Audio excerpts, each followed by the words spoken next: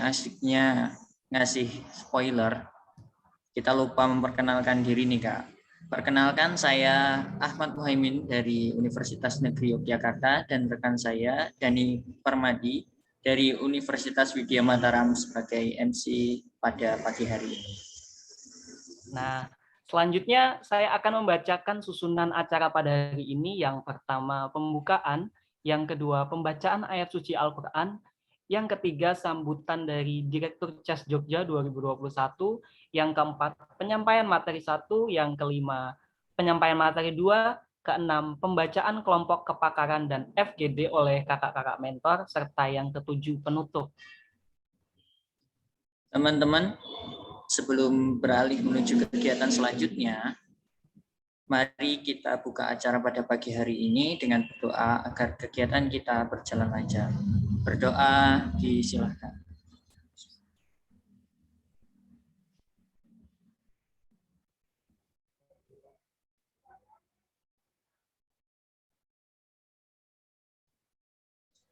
Berdoa cukup. Acara selanjutnya yakni pembacaan ayat suci Al-Quran yang akan dibacakan oleh Saudara Muhammad Iksan. Kepadanya saya persilahkan. Baik, terima kasih. Bismillahirrahmanirrahim. Assalamualaikum warahmatullahi wabarakatuh.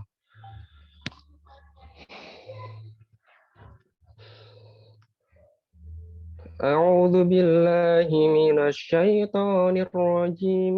Bismillahirrahmanirrahim. Alladzina kafaru wa saddu an sabilillahi adalla a'malahum. والذين آمنوا وعملوا الصالحات وآمنوا بما نزل على محمد وهو الحق من ربهم كفر عنهم سيئاتهم وأصلح بالهم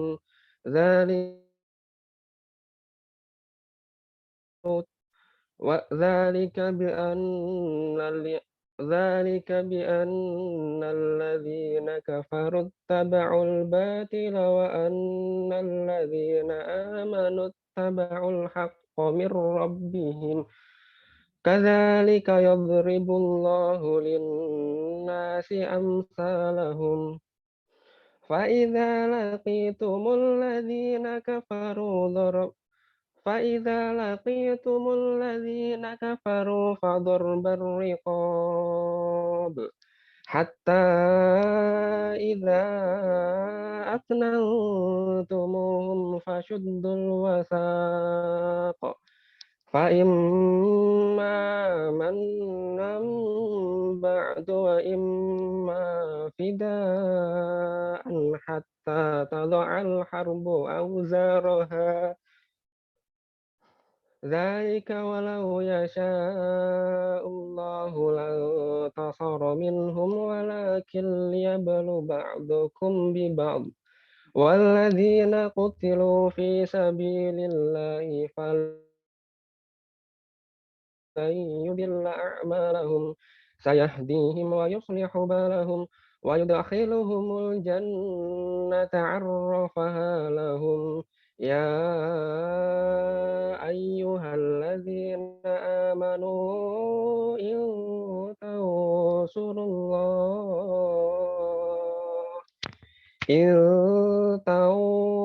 الله ينصركم ويثبت أقدامكم والذين كفروا فتعسا لهم وأضل أعمالهم صدق الله العظيم.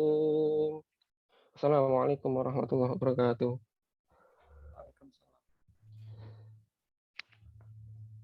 Terima kasih saya ucapkan kepada Kak Iksan. Semoga yang memperdengarkan dan mendengarkan mendapat pahala. Baik, selanjutnya mari kita simak bersama sambutan dari Direktur CES Jogja 2021 kepada Kak Aziwan Saka. Saya persilahkan.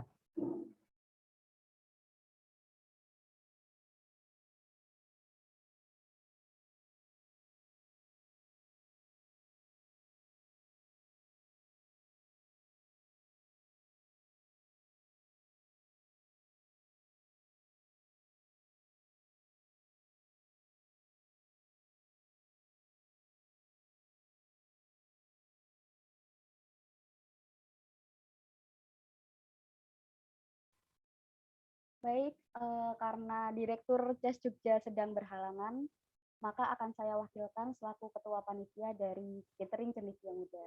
Bismillahirrahmanirrahim. Assalamualaikum warahmatullahi wabarakatuh. Waalaikumsalam. Semuanya, salam sejahtera bagi kita semua. Nah, tadi sekarang sesi sambutan dari Direktur CES Jogja ya. Tapi mohon maaf sekali, Mas Aziz hari ini sedang terkendala, sehingga saya izin sebagai Ketua Panitia untuk menyampaikan sedikit kata kepada kalian. Saya mengucapkan selamat datang kepada seluruh panitia. Oh baik, saya akan menyapa pemateri kita ya. Yang terhormat pemateri kita hari ini Mbak Nenes dan juga Mas Aiman. Tak lupa yang terhormat jajaran pengurus CES Jogja tahun 2021 dan seluruh peserta yang berbahagia yang hari ini melaksanakan Catering Cendekia Muda. Alhamdulillah setelah proses registrasi dan lain-lainnya, hari ini kita melaksanakan Catering Cendekia Muda. Nah, harapannya seluruh peserta, mohon maaf, bisa mengambil ilmu dari apa yang nanti disampaikan oleh pemateri, dan juga tahu nggak sih teman-teman, kalau status mahasiswa itu sangatlah istimewa. Kenapa? Karena melalui mahasiswa, kita tuh mendapatkan berbagai fasilitas di mana tidak semua orang itu mendapatkan, seperti mengikuti webinar ini, kemudian mengikuti beasiswa, volunteer, dan kegiatan positif lainnya. Dan Catering Cendekia Muda ini tidak hanya memberikan materi pada webinar ini, teman-teman. Akan tetapi ada follow up-nya, yaitu ada kelompok kepakaran. Di situ nanti teman-teman akan dibersamai oleh mentor-mentor yang pastinya nggak kaleng-kaleng. Nah, silahkan. Selagi teman-teman mengikuti GCM ini, silahkan ambil ilmu, kemudian sharing pengalaman sama kakak-kakak mentornya. Pokoknya manfaatkan kegiatan ini sebaik-baiknya. Dan kalian akan bertemu dengan teman-teman dari universitas lain, sehingga wawasan kalian, kemudian mindset kalian, dan juga pertemanan kalian tentunya akan meluas seperti itu. Nah, mungkin itu saja sambutan dari saya. Selamat mengikuti dan juga semangat ya.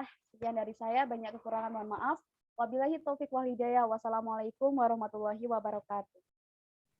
Waalaikumsalam warahmatullahi wabarakatuh. Demikian tadi sambutan dari Kak Azi yang diwakilkan oleh Ketua Panitia kita, Kak Inaya. Terima kasih sekali lagi atas sambutannya.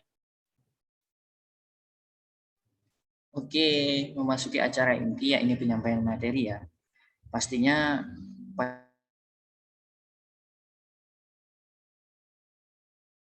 seluruh peserta agar dapat menyimak dengan baik serta menyiapkan segala keperluan alat tulis, karena pastinya akan banyak insight positif yang perlu dicatat oleh teman-teman nih.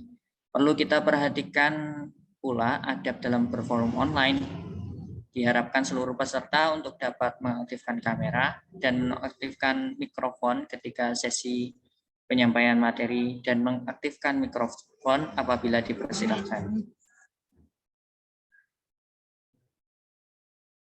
Acara selanjutnya yakni penyampaian materi yang sangat luar biasa dari Mapres FMIPA UNY 2015, yaitu Kak Agnes, dan cocok sebagai pemantik pada pagi hari ini, yaitu dengan tema kenali diri. Apa sih potensiku? Yang akan dipandu oleh moderator kita, yakni Saudari Fadlia. Mbak Fadlia sudah ada dari Personalia CES Jogja 2021. Tanpa berlama-lama lagi, kepada Kak Fadlia dipersilahkan.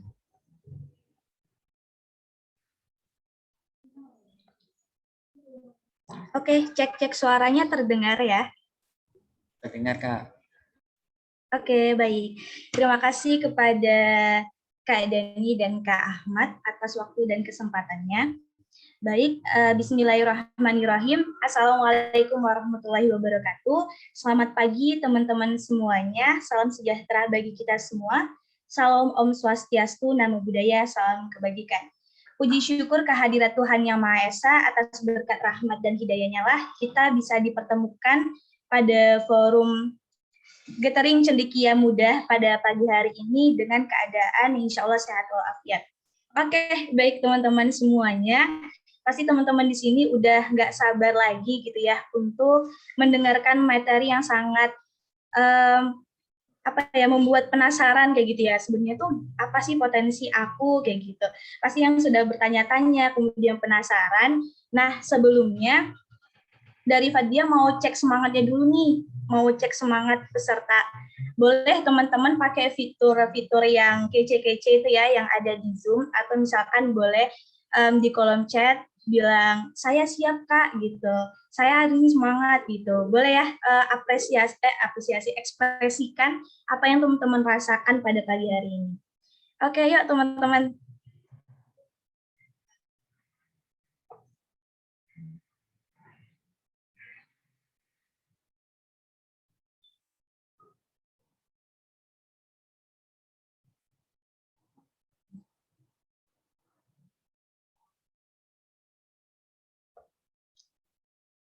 Oke.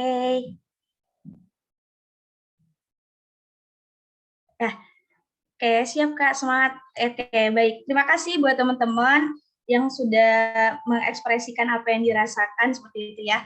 Oke, seperti kata pepatah, tak kenal maka tak sayang. Jadi saya izin perkenalan lagi gitu ya. Tadi udah diperkenalkan oleh MC dan saya izin memperkenalkan diri lagi gitu.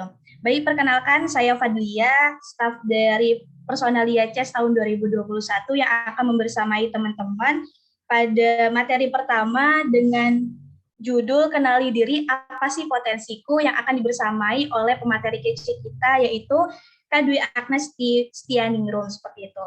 Nah, pasti teman-teman di sini udah nggak sabar lagi gitu ya untuk bertemu pemateri kita yang sangat kece. Oke, saya akan bacakan CV dari beliau. Beliau merupakan seorang penulis beberapa buku, seorang organisatoris, santri, dan sekaligus seorang mentor. Nah, beliau itu kelahiran pada tahun 1999 di Kebumen, Jawa Tengah. Beliau menyelesaikan pendidikan S1-nya di Universitas Negeri Yogyakarta, program studi S1 Pendidikan IPA pada tahun 2021.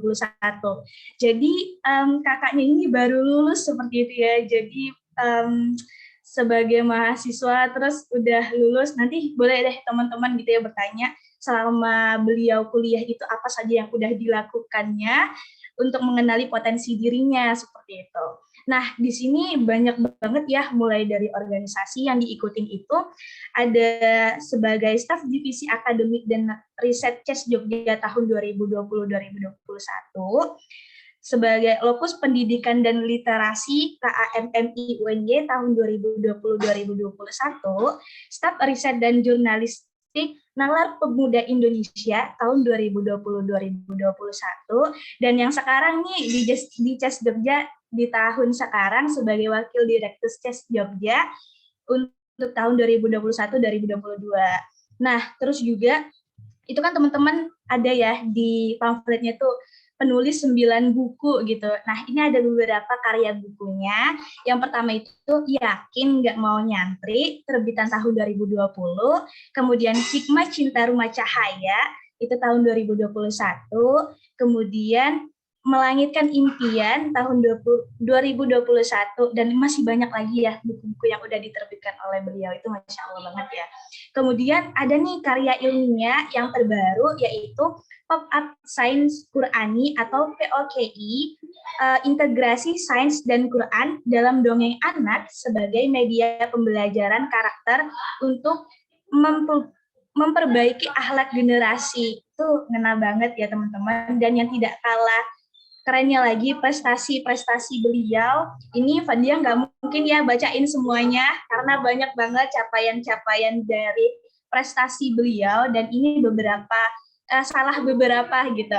Oke, pernah menjuarai Creative and Innovative ID Competition KSIMIS, kemudian Best Performance Character Building Best One The Jarum Foundation, kemudian mahasiswa berprestasi pendidikan IPA UNY tahun 2022 Dan ada beasiswa yang diterima oleh beliau, salah duanya itu ada PPA tahun 2018-2019 dan Jarum Foundation tahun 2019-2020.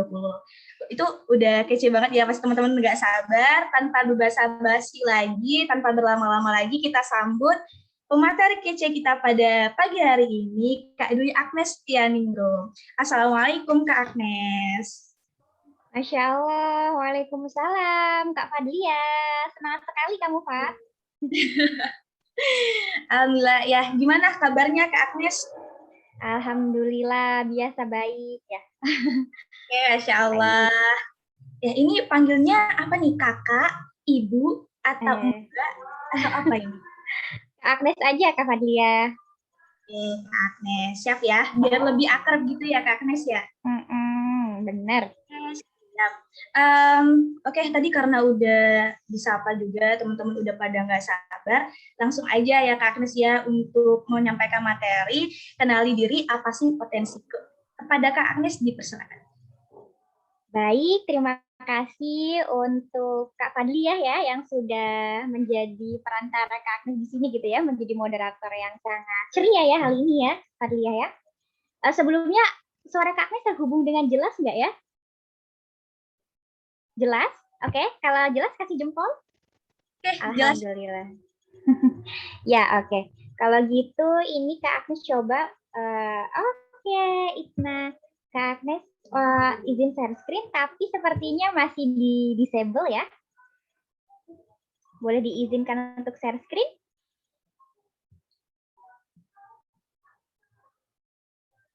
Oke, catur. Terima kasih. Oke, terima kasih sudah diizinkan share screen. Oke, Kak Agnes coba. Ini mungkin oke ya, Kak Agnes masih buka. Oke, apa yang Kak Agnes tampilkan di sini terakses dengan baik atau tidak ya, teman-teman?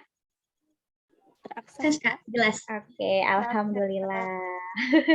Kalau begitu Kak Agnes mulai ya. Bismillah. Tahiyatil mubarakah, bitahiyatil ahli jannah. Assalamualaikum warahmatullahi wabarakatuh. Waalaikumsalam warahmatullahi wabarakatuh. Alhamdulillah, terima kasih yang sudah menjawab salam dari Kak Agnes. Nah, pada kesempatan pagi hari ini ya, hari Sabtu tanggal 16 Oktober 2021, Kak Agnes diminta untuk membersamai teman-teman mahasiswa baru ya dari kampus se-Jogja, Masya Allah, untuk bersama-sama kita menggali dan mengenali potensi yang ada pada diri kita masing-masing. Gunanya untuk apa? Salah satunya untuk menggapai atau untuk meraih prestasi. Nah, sebelum itu, ini Kak Agnes ada pantun, teman-teman. Didengerin ya. Pagi-pagi setelah makan durian, aku goes-goes. Asik banget karena nggak sendirian dan ditemani senandung irama. Halo semuanya, perkenalkan saya Kak Agnes. Semangat 50 menit ke depan kita berbagi waktu bersama. Oke, semangat ya teman-teman ya. Oke, Kakak lanjutkan. Oke, terima kasih Kak Fadlia. Wah, ada apa ini? Nah, di waktu pagi ini ya, dalam forum kita kali ini Kak Agnes meminta teman-teman mahasiswa baru yang semangatnya membara, yang berkobar-kobar ya, Kak Agnes minta dalam mengikuti kelas Kak Agnes ya. Dalam forum bersama Kak Agnes kali ini, Kak Agnes minta dua hal ya. Yang pertama itu adalah pack your problem and focus don't sleep. Maksudnya apa? Coba kita tengok bareng-bareng. Nah, jadi Kak Agnes minta supaya teman-teman di sini bisa mengikuti materi yang Kak Agnes sampaikan dengan baik dan bijak.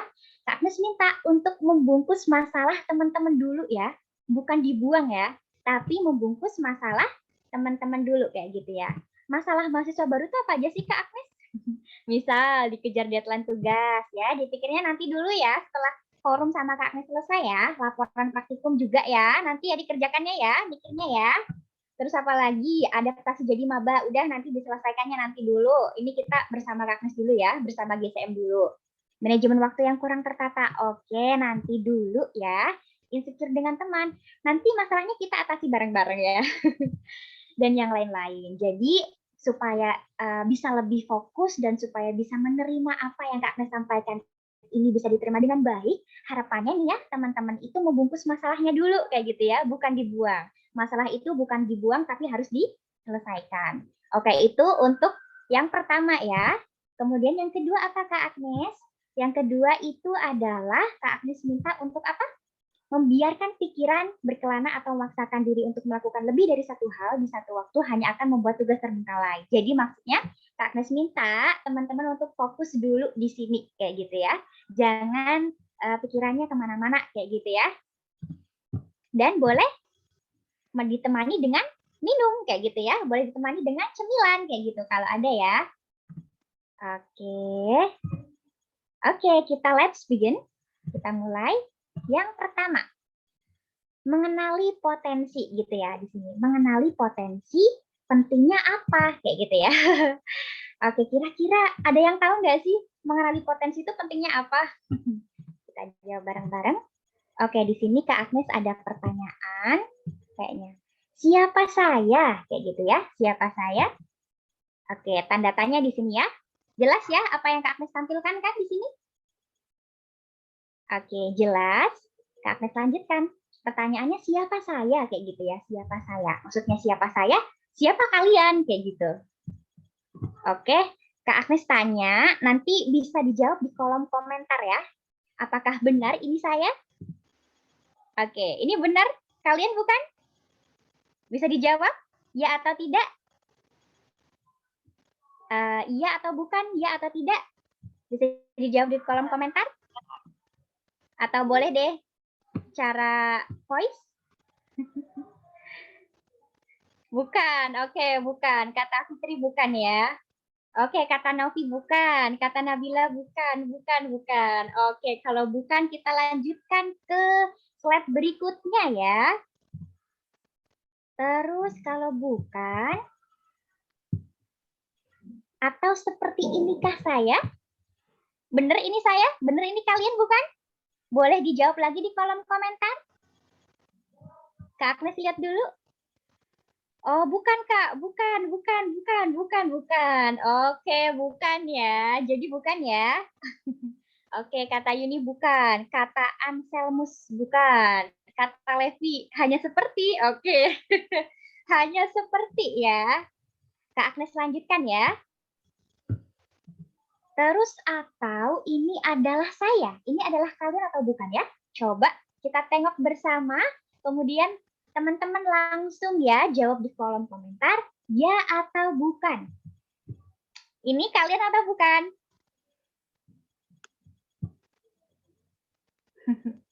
Oke, bukan. Oke. Ya, bukan. Ya, bukan ya. Kak Agnes lanjutkan lagi. Terus, kalau bukan, apakah jangan-jangan ini saya? Coba sekarang tebak kira-kira gambar atau foto siapa yang akan Kak Agnes tampilkan. Boleh sebutkan nama siapa aja? Saya, oke. Silviana Veronisa, oke. Oke. Siapa lagi? Kata Firmansyah, Pak Jokowi. Oh, foto Kak Agnes, waduh. Kayaknya bukan. Ada lagi yang mau jawab?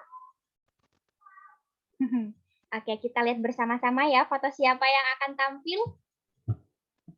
Ini dia. Ini kalian atau bukan? Oke, bukan ya. Maksudnya Kak Agnes apa sih kok nampilin gambar Doraemon kayak gitu ya? Yang maksudnya Kak Agnes di sini keempat foto atau gambar yang Kak Agnes tampilkan ini adalah bukan diri kita kayak gitu. Makanya diminta kita bersama-sama untuk menemukan siapa sih kita dan apa sih potensi kita sebenarnya kayak gitu. Oke, kalau gitu Kak Agnes lanjutkan lagi. Ayo sama-sama kita temukan siapa kita. Oke.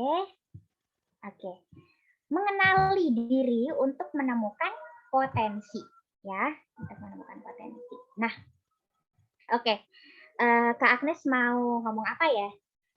Gini, kebanyakan dari kita pernah nggak sih merasa minder dengan keberhasilan atau dengan pencapaian orang lain kayak gitu ya? Sebut saja pencapaian teman kita sendiri atau orang terdekat kita kayak ngerasa, aduh aku minder banget nih, minder banget karena dia tuh bisa mencapai hal seperti itu kayak gitu. Dan seringnya juga ya, kita itu juga mikir orang lain berhasil sedangkan kita masih belum ngerti, kita masih belum tahu potensi yang kita miliki itu apa. Dan ternyata mengenali potensi diri itu, potensi yang ada dalam diri kita itu bukan perkara yang mudah kayak gitu ya. Dan di sini Kak Agnes tuliskan, dengan kita mengenali diri sendiri, perlahan-lahan kita akan tahu potensi apa yang sebenarnya kita miliki. Oke, Kak Agnes lanjutkan. Dan dengan mengenali diri sendiri, kita akan lebih tahu apa yang sebenarnya kita sukai, kelebihan dan kekurangan apa yang kita miliki, dan tujuan apa yang ingin kita capai. Jadi, headline yang ingin Kak Agnes sampaikan di sini, untuk bisa ngegoling menemukan potensi yang kita punya, kayak gitu ya, yang harusnya kita sadar akan potensi tersebut, yang pertama harus kita tahu adalah mengenali diri kita sendiri, kayak gitu. Dan Kak Agnes juga ingin menyampaikan juga nih, setiap orang lahir pasti dengan adanya potensi dalam dirinya kayak gitu ya. Nggak mungkin orang lahir tanpa adanya potensi kayak gitu. Dan kadang kala kenapa kita kayak ngerasa nggak tahu ternyata diri kita punya potensi karena kita nggak sadar kayak gitu. Makanya perlu kita sadari dengan cara mengenali diri kita sendiri. Oke. Ini oke, pertanyaan berikutnya, sebenarnya apa sih potensi diri itu? Mengapa itu penting kayak gitu ya? Oke, mengapa itu penting? Oke, di sini Kak Agnes kasih apa ya, persamaan kayak gitu ya, beri persamaan potensi sama dengan kemampuan atau lebih tepatnya adalah kemampuan diri kayak gitu. Oke, dan kemampuan diri sendiri yang tentunya jarang terlihat sepenuhnya oleh orang tersebut, ya nggak sih? Coba Kak Agnes tanya, jawab di kolom komentar ya. Kalian sadar nggak sih kalau kalian itu ternyata memiliki potensi? Coba ya, sadar nggak? Jawabannya sadar dan tidak. Coba Kak Agnes lihat di kolom komentar. Sadar nggak? Sadar nggak kalian punya potensi? Oke, sadar ya. Oke, Dorlaila sadar. Oke. Oke, Levi sadar. Terus oke, tidak. Oke, tidak. Ya, jadi sebenarnya setiap orang itu lahir dengan adanya potensi yang mungkin memang kita butuh waktu yang lama sih untuk bisa ngerti dan untuk bisa sadar ternyata kita punya potensi tersebut kayak gitu. Oke, Kak Agnes lanjutkan ya. Dan yang perlu digarisbawahi juga, jadi potensi diri itu harus digali dan terus dicari kayak gitu karena bisa jadi kita itu menemuinya itu enggak di dalam proses ketika kita remaja atau dalam proses kita dewasa. Bisa jadi dalam perjalanannya kita baru sadar ternyata aku punya potensi ini loh kayak gitu. Aku punya potensi yang A atau aku punya potensi yang B kayak gitu. Makanya perlu banget diri kita untuk terus mencari dan terus menggali terkait potensi yang kita miliki. Oke, Kak Agnes ada pertanyaan lagi. Potensi adalah bakat, kemudian potensi adalah minat. Kira-kira yang betul yang mana? Menurut teman-teman deh. Boleh dijawab di kolom komentar Kak Agnes lihat. Antara dua pertanyaan ini, potensi itu lebih tepatnya disamakan dengan apa? Oke, dengan bakat kah? Dengan minat? Oke, bakat. Oke, dari Pamela bakat, dari Ika bakat, lalu dari Linda bakat juga. Oke, dari Herlit bakat juga, bakat yang diminati. Oke, ini kompleks ya. Kemudian oke dari Levi minat. Oke, dari Nason potensi itu bakat. Oke ya. Oke, coba kita lihat jawabannya yang betul apa? Yang betul adalah oke, ini ya, yang di checklist potensi itu adalah sama dengan bakat. bakat itu adalah potensi yang terpendam atau potensi itu adalah bakat yang terpendam, sebenarnya hampir sama ya. Oke, bakat merupakan karunia atau anugerah yang diberikan dari Allah atau dari Tuhan itu sejak lahir. Makanya tadi Kak Agnes sampaikan, setiap orang lahir dengan adanya potensi atau dengan bakat yang terpendam ya dalam diri kita masing-masing kayak gitu. Yang mungkin kadang tidak kita sadari, makanya perlu digali atau perlu untuk terus dicari. Ya. Dan bakat itu adalah potensi yang dibawa sejak lahir. Ya, tadi sudah kita sampaikan, sudah kita diskusikan juga ya lewat kolom komentar ya. Nah, ini setiap manusia yang terlahir semuanya pasti mempunyai bakat ya. Ya, setiap manusia yang terlahir pasti semuanya memiliki bakat. Dan dalam usia pertumbuhan terkadang kita tidak menyadari bakat apa yang kita miliki. Nah, ini sih yang menjadi problem kita. Kadang kita nggak sadar terkait apa bakat kita, apa potensi kita, sehingga kadang kita merasa yang namanya diambang kebingungan dalam berbuat sesuatu atau dalam mencapai hal kayak gitu ya. Itu sih yang menjadi problem ketika kita belum mengenali atau belum mengerti terkait bakat atau potensi diri kita. Nah, saat kita mencoba sesuatu yang baru dan kita mampu melakukannya dengan berhasil di atas rata-rata orang lain, di saat itulah kita menyadari kalau kita ternyata mempunyai bakat dalam bidang tersebut. Nah, ini ketika kita ya kadang kita pernah nggak sih ngerasa kayak melakukan sesuatu hal misalnya di bidang sains misal kayak gitu.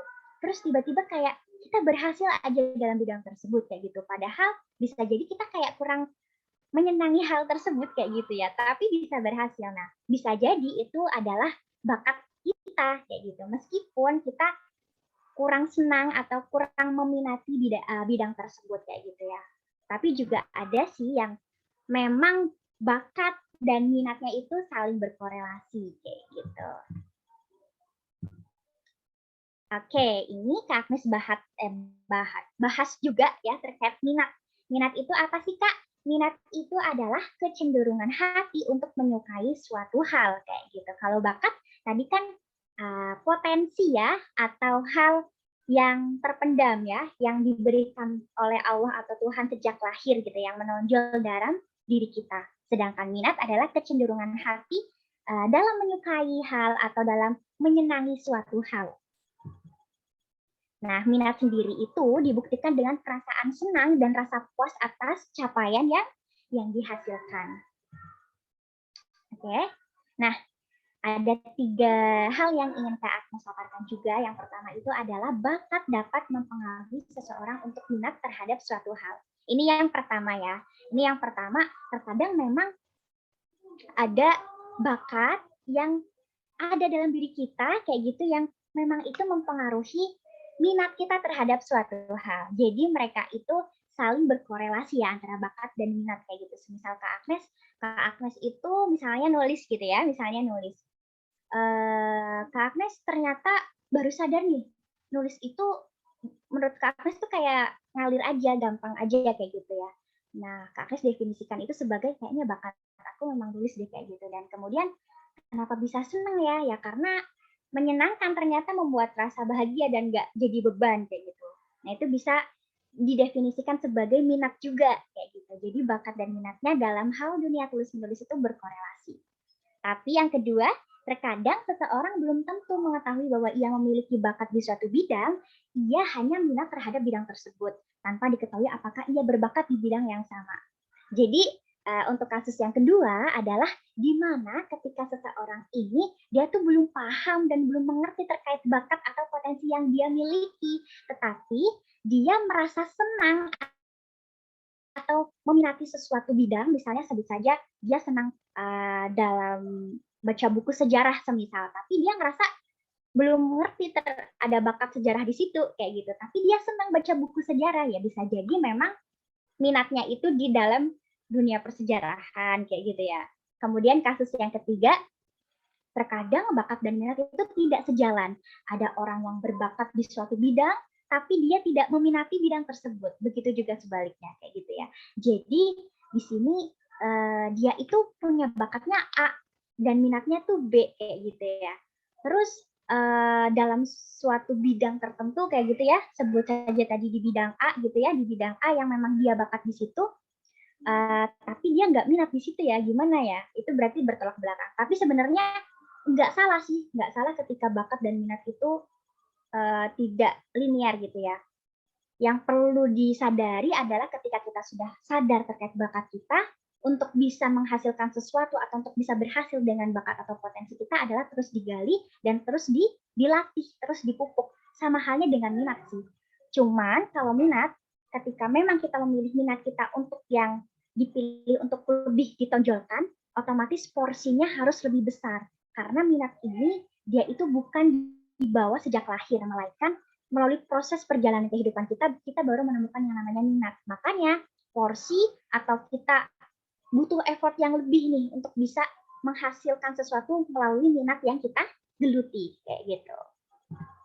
Dan yang kedua, bahasan yang kedua, bagaimana cara mengenali potensi diri dengan baik dan benar gitu ya, dengan benar dan baik, nggak cukup baik atau nggak cukup benar, tapi harus benar dan baik ya.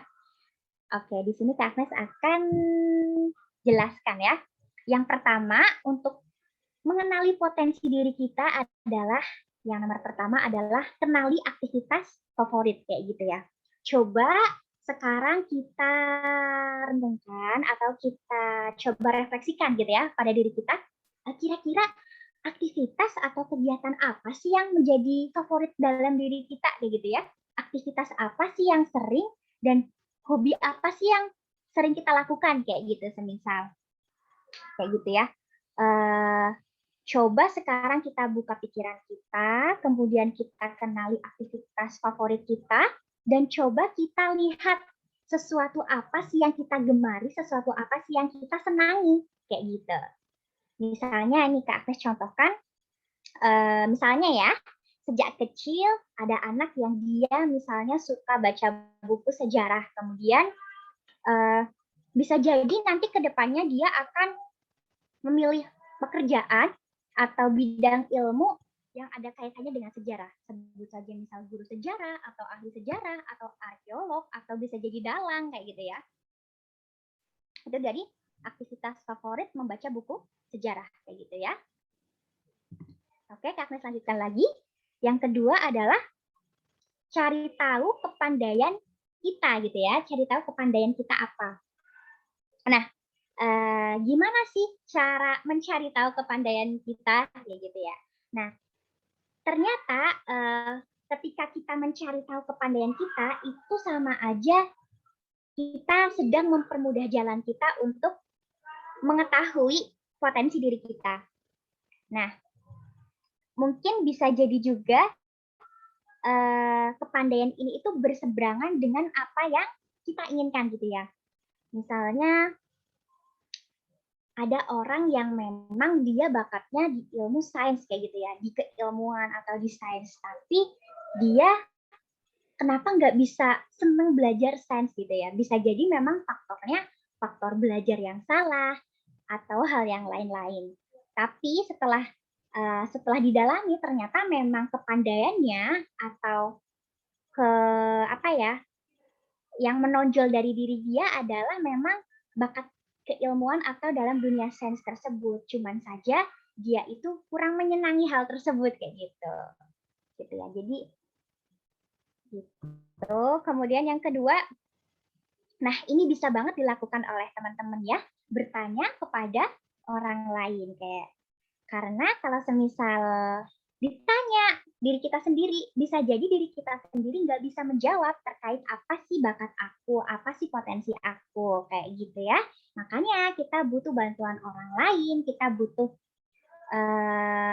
masukan dari orang lain, bisa jadi pandangan orang lain terhadap diri kita itu lebih ngerti kayak gitu ya. Karena kita itu tidak mudah dalam melihat diri kita sendiri. Kan? Dan butuh bantuan, sebut saja butuh bantuan keluarga, butuh bantuan teman, atau butuh bantuan orang terdekat ya, untuk bisa menjembatani, mengerti pada potensi diri kita tuh apa sebenarnya kayak gitu. Karena bisa jadi nanti dari bertanya kepada orang lain, kemudian orang lain akan memberikan pandangannya kepada kita, kemudian kita akan mendapatkan sebuah insight atau masukan kayak semisal dari orang lain kita bisa tahu, oh ternyata kegiatan yang membuat aku senang ini ya, oh ternyata di pandangan orang lain keahlian aku yang menonjol adalah di bidang ini ya, kayak gitu.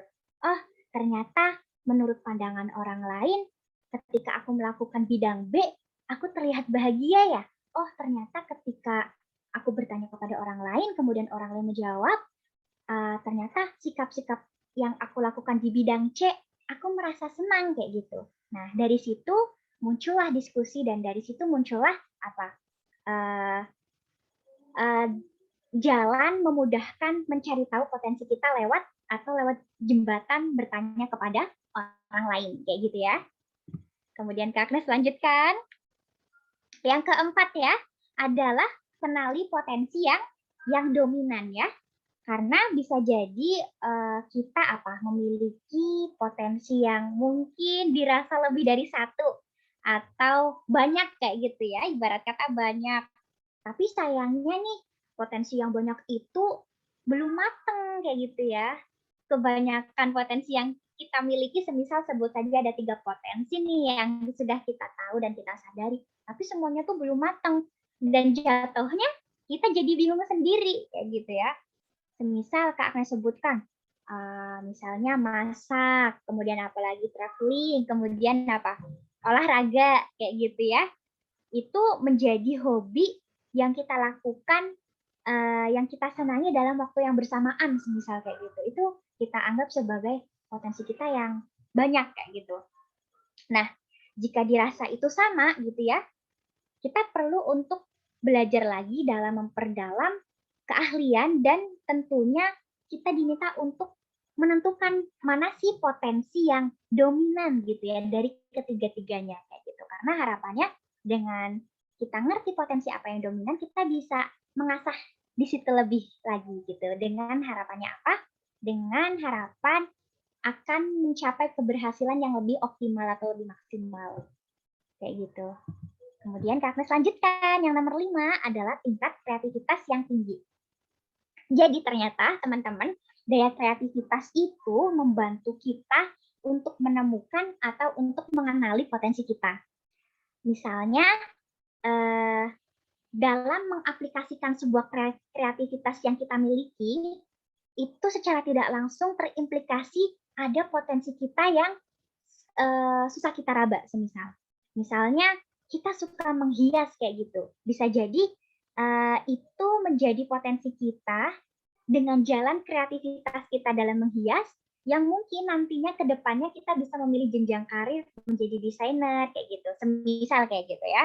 Dan dengan adanya kreativitas yang bisa kita lakukan itu menjadi sebuah peluang ya, menjadi sebuah peluang untuk menemukan potensi diri dalam diri kita kayak gitu.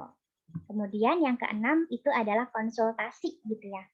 Mungkin dari kita merasa bingung, merasa kurang paham atau merasa masa bodoh lah dengan potensi diri kayak gitu ya. Ngapain ngerti potensi diri kayak gitu ya. Udahlah, aku jalanin perjalanan kehidupanku dengan apa-apa yang merasa aku senang. Kalau semisal aku udah merasa bosan, aku ganti deh hal yang lain yang penting aku merasa senang kayak gitu ya. Tapi dengan kita merasa bodoh kayak gitu ya, merasa masa bodoh deh, nggak usah mikirin kayak gitu ya, itu tandanya kita egois kepada diri sendiri. Padahal apresiasi tertinggi dalam diri kita harus menghargai diri kita sendiri kan. Nah, salah satu jalan untuk menghargai diri kita adalah dengan ya dengan kita memaksimalkan apa yang kita miliki untuk kebaikan, ya kan. Intinya memaksimalkan apa-apa yang kita sudah punya, misal sebut saja potensi yang sudah kita punya kepada semua hal yang bermakna. Bermakna itu artinya adalah membawa kebermanfaatan untuk diri kita dan orang lain. Makanya perlu banget ketika kita sekarang belum mengenali potensi diri kita, penting untuk tahu sebenarnya bakat atau potensi yang kita miliki itu apa sih, supaya nanti ke depannya kita tuh mudah membawa jalan, mau kemana sih jalannya aku, mau terjunnya kayak gitu ya. Oke, Kak Agnes lanjutkan. Tadi konsultasi kan? Nah, konsultasi.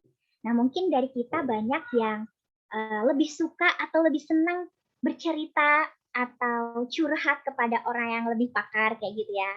Sebut saja konsultasi kayak gitu ya. Karena dengan konsultasi, dengan bercerita, dengan curhat kayak gitu ya, itu bisa meringankan beban dan bisa membuat kita jadi bertukar pikiran kayak gitu ya. Dan dari bertukar pikiran tersebut, kita itu jadi bisa menilai potensi apa sih yang kiranya itu ada pada dalam diri kita. Ya enggak? Nah, kemudian pilihan terakhir mungkin kita bisa sih ikut-ikut tes minat bakat kayak gitu ya. Meskipun hasil dari tes minat bakat ini sangat dipengaruhi oleh beberapa faktor kayak gitu ya. Karena semakin berjalannya waktu bisa jadi ketika kita tes kembali hasilnya akan berubah kayak gitu. Tapi nggak apa-apa sih, sekali waktu bisa dicoba oleh teman-teman. Oke, jadi Kak Agnes sampaikan di sini ada 6 cara mengenali potensi diri yang bisa kita lakukan saat ini, yaitu yang pertama dengan mengenali aktivitas favorit, kemudian cari tahu kepandaian kita apa, lalu bertanya kepada orang lain, kemudian kenali potensi yang dominan apa, kemudian bisa dengan tingkat kreativitas tinggi yang kita miliki, kemudian yang terakhir adalah dengan kita berkonsultasi. Itu ya, jadi ada 6 dari Kak Agnes. Oke, kemudian kita kenalan dengan bakat dan minat ya sekarang. Oke, ini ada pertanyaan, kapan sih bakat dan minat itu ada? Kayaknya tadi ini sudah dijawab ya. Oke, kalau bakat itu ada sedari kita lahir ya. Kemudian minat itu ada dari kapan Kak Agnes? Yaitu seiring dengan proses tumbuh kembang diri kita ya. Oke Kak Agnes. Nah, jadi bakat itu karena sudah ada sejak lahir gitu ya, tinggal kita memupuk dan kita melatih itu bakat ya supaya bermanfaat, supaya berkembang kayak gitu ya. Makanya bakat ini sebenarnya itu enggak membutuhkan stimulus atau perangsang yang intens kayak gitu. Tapi kalau minat, karena minat ini dia hadir seiring dengan proses tumbuh kembang kita gitu ya, ibarat kata di tengah jalan kayak gitu ya, kita butuh yang namanya stimulus yang kuat gitu ya, rangsangan yang kuat supaya menghasilkan apa? Menghasilkan hasil yang terbaik ya. Dan minat tanpa bakat itu apa? Kalau semisal kita ada minat tapi nggak ada bakat, itu kita butuh yang namanya effort atau usaha yang lebih untuk bisa memupuk dan mengasah gitu ya, dan untuk bisa melatih itu supaya berhasil. Oke. Kemudian mana yang lebih mudah dikembangkan? Oke, mana yang lebih mudah dikembangkan Kak Agnes? Oke, bakat itu lebih mudah dikembangkan karena memang dia sejak dari lahir sudah ada gitu ya. Tinggal kita memupuk, melatih, mengasah, dan mengenali. Kemudian kalau minat, yaitu harus lebih bekerja keras untuk mewujudkan potensinya. Dan note-nya di sini, bakat yang tidak diasah bisa dikalahkan oleh minat yang terasah dengan baik. Oke, apa? Bakat yang tidak diasah itu bisa dikalahkan nih oleh minat yang terasah dengan baik kayak gitu. Semisal nih ya, semisal ini Kak Agnes tuh bakatnya memang nulis, tapi tuh jarang diasah, jarang dilatih kayak gitu, bakal kalah sama orang yang memang dia nggak punya bakat menulis, tapi dia punya minat menulis dan dia tuh tekun banget dalam menulis kayak gitu ya. Karena ketekunannya dia, karena kerja kerasnya dia, otomatis akan lebih mahir dalam dunia menulis ketimbang Kak Agnes yang punya bakat tapi nggak dipupuk kayak gitu. Itu ya yang perlu dinotis adalah bakat yang tidak diasah itu bisa dikalahkan nih oleh minat yang terasah dengan baik. Dan Kak Agnes lanjutkan ya. Terus bagaimana nih Kak Agnes jika bakat dan minat tidak diasah gitu ya. Ini tadi sudah dijawab sebenarnya. Bakat yang tidak diasah tidak akan berkembang, terlebih lagi minat yang membutuhkan kerja keras lebih kayak gitu ya. Jadi bakat aja yang nggak diasah itu nggak akan berkembang, gimana lagi dengan minat yang kalau semisal itu nggak dipupuk, nggak diasah, ya pasti butuh effort atau usaha yang lebih ya untuk bisa mencapai keberhasilan. Kemudian Bakat yang tidak diasah akan kalah dengan minat yang dimaksimalkan dan sungguh-sungguh kayak gitu. Terus notnya, bakat yang didukung minat yang kuat akan menghasilkan potensi yang lebih besar. Jadi, penting banget kan mengkorelasikan antara bakat dan minat kita karena porsinya itu akan jauh lebih besar hasilnya. Bakat yang didukung dengan minat yang kuat itu akan menghasilkan potensi yang lebih besar kayak gitu. Oke ya, jadi PR-nya nanti teman-teman di sini segera ketahui bakatnya apa, kemudian coba sadari, boleh dilatih kayak gitu ya, segera dilatih, dipupuk kayak gitu ya, supaya bisa berhasil dan bisa membawa kebermaknaan untuk banyak pihak, banyak orang. Kemudian, mana yang akan lebih mempengaruhi kesuksesan? Oke, ada pertanyaan kayak gini. Bakat yang dikembangkan dan didukung dengan minat hasilnya akan luar biasa. Jadi jawabannya adalah bakat yang dikembangkan dan didukung dengan adanya minat, hasilnya itu akan jauh lebih hebat kayak gitu ya. Sama halnya dengan minat yang dikembangkan dengan baik akan bisa berubah menjadi bakat ternyata. Oke, itu ya jawabannya.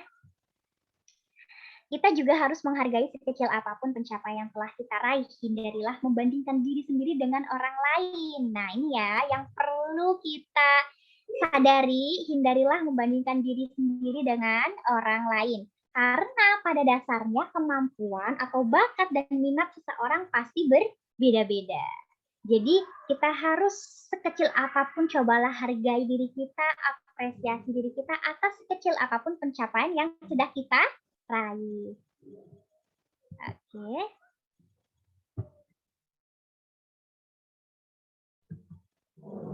Oke ya, jadi ini kita akan lanjutkan lagi. Oke, kemudian menggali potensi diri untuk berprestasi. Oke, setiap orang dapat mencapai tujuan, keinginan, dan tujuan hidup dengan mengenal dirinya sendiri ya. Oke, nanti. Oke, yang pertama, gimana sih caranya kita berprestasi ya seketika kita udah tahu potensi kita? Yang pertama adalah dengan cari tahu impian kita apa. Oke ya, dream ya. Tanpa disadari, kita akan mengenali potensi diri kita dengan mengandalkan kemampuan yang menonjol dalam diri kita, yaitu mengandalkan apa? Potensi yang ada dalam diri kita. Gitu ya. Melalui proyeksi masa depan ini, nantinya potensi diri akan keluar dan dapat terlihat saat proses meraih impian tersebut. Kayak gitu. Jadi sekarang coba deh cari tahu impian kita apa kayak gitu ya. Dengan kita sudah tahu mimpi kita apa, kita tuh bisa nih ngoptimalin kemampuan apa yang menonjol dalam diri kita untuk mencapai mimpi-mimpi kita tersebut. Oke, kemudian kenali kelebihan dan kekurangan kita. Kelebihan dan kekurangan ya. Coba kenali diri kita kelebihan apa, kekurangan apa kayak gitu ya. Dan sebenarnya bisa jadi kelebihan dan kekurangan itu juga menjadi sebuah potensi dalam diri kita. Jadi nggak hanya kelebihan aja, tapi bisa jadi kekurangan atau kelemahan itu juga menjadi bagian dari potensi kita. Oke. Kemudian gagal, maksudnya apa Kak Agnes? Berani menghadapi yang namanya kegagalan. Oke, kita diminta untuk berani menghadapi kegagalan. Karena apa? Karena kemauan untuk senantiasa berhasil memang itu baik ya, namun jika tak pernah gagal, maka seseorang itu sebenarnya belum siap untuk berhasil. Coba Kak Agnes ulangin lagi, jika tak pernah gagal, maka seseorang itu sebenarnya belum siap untuk berhasil. Makanya kita harus berani mengambil resiko dan berani menghadapi kegagalan. Justru dengan merasakan kegagalan inilah, kita ya itu akan diuji, sebab jika memang itu adalah sebuah potensi dalam diri kita nih ya, kita tuh akan senantiasa mencoba sembari mengembangkan diri kita untuk menjadi lebih baik lagi akibat dari adanya kegagalan kayak gitu ya. Jadi poin plusnya dari adanya kegagalan yang kita hadapin, kita tuh bisa memaksimalkan potensi kita untuk dikembangkan menjadi lebih baik lagi. Kemudian yang terakhir adalah gabung dalam komunitas. Community ya, gabung dalam komunitas. Beberapa individu dengan sikap terbuka akan lebih senang berkecimpung dalam suatu komunitas yang selaras dengan kesukaannya. Jadi boleh banget nih ya dari teman-teman di sini mahasiswa baru lagi ya, boleh coba-coba, bukan coba-coba sih ya, ikut dalam sebuah wadah atau community yang memang bermanfaat, yang bisa mengasah apa yang kalian miliki kayak gitu ya. Harapannya dengan bergabung dalam sebuah komunitas yang di sana memang selaras dengan kesukaan kalian atau dengan minat kalian atau dengan bakat kalian, harapannya itu bisa dipupuk, bisa dilatih dan bisa dikembangkan menjadi sebuah sesuatu yang berhasil dan bermakna pastinya. Kayak gitu. Dan melalui komunitas tertentu, seseorang akan lebih mudah menganalisis dirinya terhadap apa yang ia kerjakan di dalam komunitas tersebut. Dan dari sanalah nih ya, potensi diri itu dapat digali, karena kita sudah menganalisis terkait apa-apa saja yang sudah kita kerjakan dalam sebuah wadah atau community tersebut. Nah, dari situlah potensi itu bisa kita gali. Oke, mungkin itu. Oke, ini pesan dari Kak Agnes, never lose hope because it is the key to achieve all your dreams. Jadi jangan pernah kehilangan harapan. Oke teman-teman, karena itu adalah kunci bagi kita untuk bisa mencapai mimpi-mimpi kita, kayak gitu ya. Atau kunci untuk meraih segala mimpi kita. Dan your biggest weakness is when you give up, and your greatest power is when you try one more time. Jadi, kelemahan terbesar diri kita itu adalah ketika kita mulai menyerah gitu ya. Dan kekuatan terbesar dalam diri kita itu adalah ketika kita mau untuk mencoba sekali lagi. Jadi ketika kita merasakan atau kita mengalami sebuah kegagalan, jangan pernah takut untuk mencoba kembali. Karena itu adalah menjadi kekuatan terbesar yang kita miliki. Oke, terima kasih. Mungkin itu saja yang bisa Kak Agnes sampaikan. Mungkin hal-hal kecil tadi ya, sedikit tadi itu mungkin apa sih Kak Agnes sampaikan apa sih kayak gitu, mungkin nggak ngerti gitu ya. Tapi semoga Kak Agnes harap apa yang Kak Agnes sampaikan bisa memotivasi kalian sih untuk bisa lebih menggeluti dan bisa memupuk lebih, mencari tahu dan menggali apa sih potensi kita, dan bisa jadi kita bisa korelasikan dengan minat yang kita gemari kayak gitu ya. Semoga bermanfaat, kurang lebihnya Kak Agnes mohon maaf, yang lebih datangnya dari Allah dan yang kurang datangnya dari Kak Agnes sendiri. Semoga bermanfaat. Kak Agnes tutup. Wassalamualaikum warahmatullahi wabarakatuh. Waalaikumsalam. Waalaikumsalam. Waalaikumsalam warahmatullahi wabarakatuh.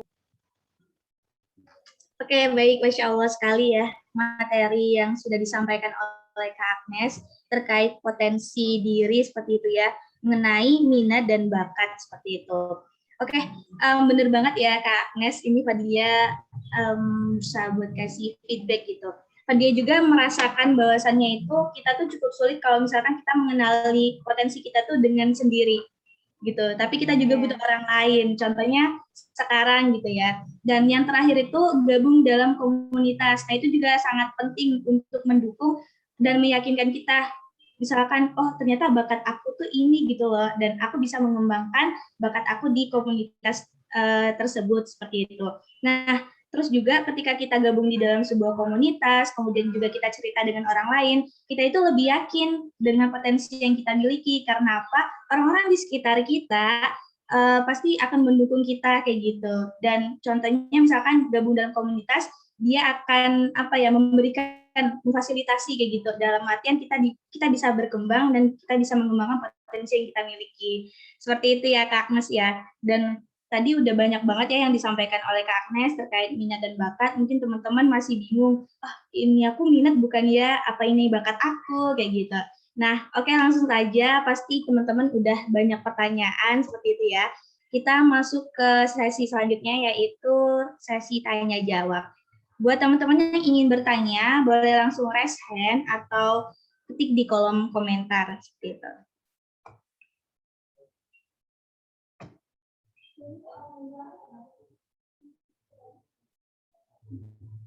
Masya Allah, udah ada pertanyaan nih di kolom komentar ya. Bentar. Mana ya pertanyaannya ya?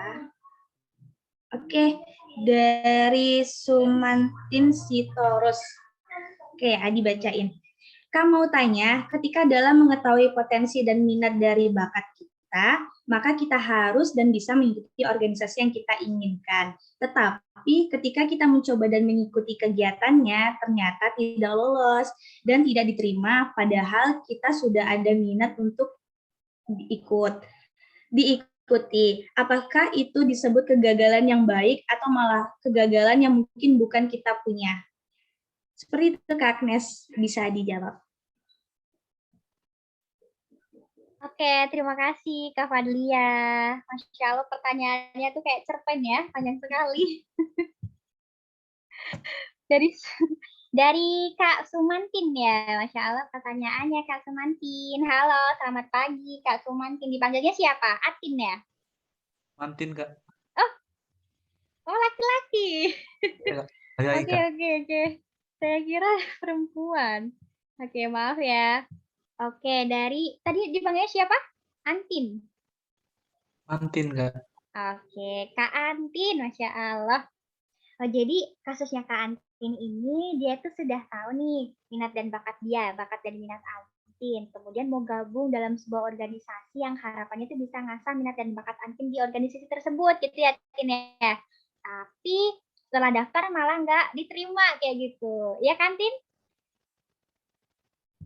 Betul, Kak. Oke, terus apakah itu termasuk kegagalan yang baik gitu ya? Kalau Kak Agnes bisa jawab sih ya, Tin ya, sebuah wadah atau organisasi atau komunitas itu kan gak cuma satu ya, kita bisa cari yang lain juga kayak gitu. Itu justru jadi membuat kita berpikiran open-minded gitu, berpikiran jadi terbuka. Bahwasanya itu dunia tuh nggak sempit kayak gitu, Antin. Jadi kita bisa mencari lebih dari satu, Tin, kayak gitu. Jangan hanya gara-gara satu aja nggak bisa dapat, kita jadi kayak murung, jadi kita sedih dan sebagainya kayak gitu. Justru bisa jadi kita akan mendapatkan peluang-peluang terbaik di tempat-tempat lain kayak gitu. Jadi jangan berhenti di situ aja, Antin, tapi coba cari yang lain juga. Kayak gitu sih, Antin, kalau Kak Agnes memaknainya sih kayak gitu ya. Baik, Kak. Makasih, Kak. Oke, Antin dari kampus mana? Kampus Universitas Negeri Yogyakarta. Oh, wah, Masya Allah. Calon guru ya? Maunya begitu, Kak. Oke. Semangat kuliahnya ya, Antin ya. Kak. Pokoknya Kak Agnes tunggu karya terbaik dari Antin ya.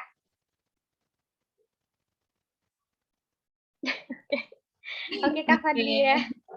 Siap-siap ya, benar banget ya Kak Agnes ya. Jadi ketika kita itu mengalami penolakan kayak gitu ya, itu kita jangan patah semangat seperti itu. Masih banyak tempat untuk kita berkembang seperti itu ya. Pun ketika kita memang belum ditakdirkan untuk berada di suatu komunitas, kita bisa ajak nih teman gitu ya, saling sharing, kita misalkan konsultasi tadi bisa juga ya Kak Agnes ya. Iya, betul. Kita lakukan seperti itu. Oke, terima kasih pertanyaannya untuk Kak Andin, semoga menjawab ya jawaban dari Kak Agnes. Kayaknya ada pertanyaan lagi dari Nabila Ayuni. Tadi ada yang di atas lagi, bentar. Banyak nih Kak pertanyaannya. Insyaallah. Nanti kita bagi-bagi ya, Fat. Kamu jawab, Kak Agnes juga jawab. Masya Allah. Tadinya masih perlu belajar lagi nih, Kak Agnes. Oke, ini dari Kak Tri Asmoro Gandung. Kak, bagaimana sih cara mengimplementasikan dalam perkembangan dan pertumbuhan di era globalisasi sebagai sarana dalam pengembangan potensi diri? Wah, ini relate banget dengan zaman sekarang ya, Kak Agnes ya. Jadi butuh dikuatin lagi nih generasi muda zaman sekarang. Silakan Kak Agnes. Oke, dari dipanggilnya Gandrung ya? Iya, Mbak. Oh, iya itu nama asli. Mbak Anugrah dari. Oh, Masya Allah. Oke, Kak Gandrung. Oke, Kak Agnes coba jawab ya. Tadi pertanyaannya apa? Coba Kak Agnes ulangi. Gimana sih cara mengimplementasikan bakat dan minat dalam perkembangan dan pertumbuhan di era globalisasi sebagai sarana dalam keunggulan potensi diri? Wah, itu kayak tema ya, kayak tema acara. Masya Allah. Kalau Kak Agnes sendiri gimana ya? Ya berarti kita harus melek media sih ya dengan melihat perkembangan globalisasi kayak gini, kayak gitu ya. Tapi yang perlu dinotis juga, ketika kita mau mengimplementasikan apa bakat dan minat kita dalam sebuah hal, tentunya harus dengan porsi yang positif kayak gitu, Gandrung. Maksudnya Kak Agnes apa? Di era globalisasi ini apa ya? Banyak hal yang perlu disaring gitu. Jangan semua kita makan. Dalam artian jangan semua kita ikut-ikutan gitu loh. Misalnya ada perkembangannya dalam hal B kayak gitu. Kita punya bakat A dan C kayak gitu. Kita mau masuk ke hal tersebut kayak gitu. Tapi kita ngerti ternyata hal B ini tuh sebenarnya tuh bukan sesuatu yang baik, cuman memang lagi marak kayak gitu. Lagi apa ya? Lagi digandrungin oleh sebagian orang. Tapi masalahnya tuh bukan sesuatu yang baik, tapi disukai banyak orang kayak gitu ya. Kita coba cari sesuatu yang dia nilainya positif kayak gitu. Yang misalnya misalnya Gandrung punya bakat di public speaking kayak gitu ya. Kemudian Gandrung kepengen mengimplementasikan itu dengan membagikan kebermaknaannya atau kebermanfaatannya kepada banyak orang. Misalnya bisalah bikin akun YouTube tapi isinya itu kontennya tentang gimana sih cara public speaking yang bagus kayak gitu. Gimana sih cara manage orang yang banyak dalam sebuah forum kayak gitu. Misal kayak gitu sih Gandrung.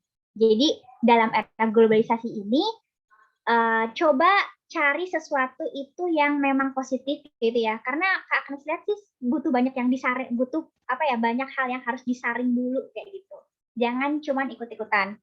Dengan kita mengimplementasikan apa yang sudah kita miliki, misalnya bakat dan potensi kita tadi. Kayak gitu. Gandrung, ngerti nggak maksud Kak Agnes apa? Ngerti, Kak? Oke, terima kasih Gandrung. Gandrung dari kampus mana? Tetangganya UNY, Kak. Masya Allah, kampus mana itu? Kampus Biru Yogyakarta. Oh, Masya Allah. Oh, berarti sama UNY ya?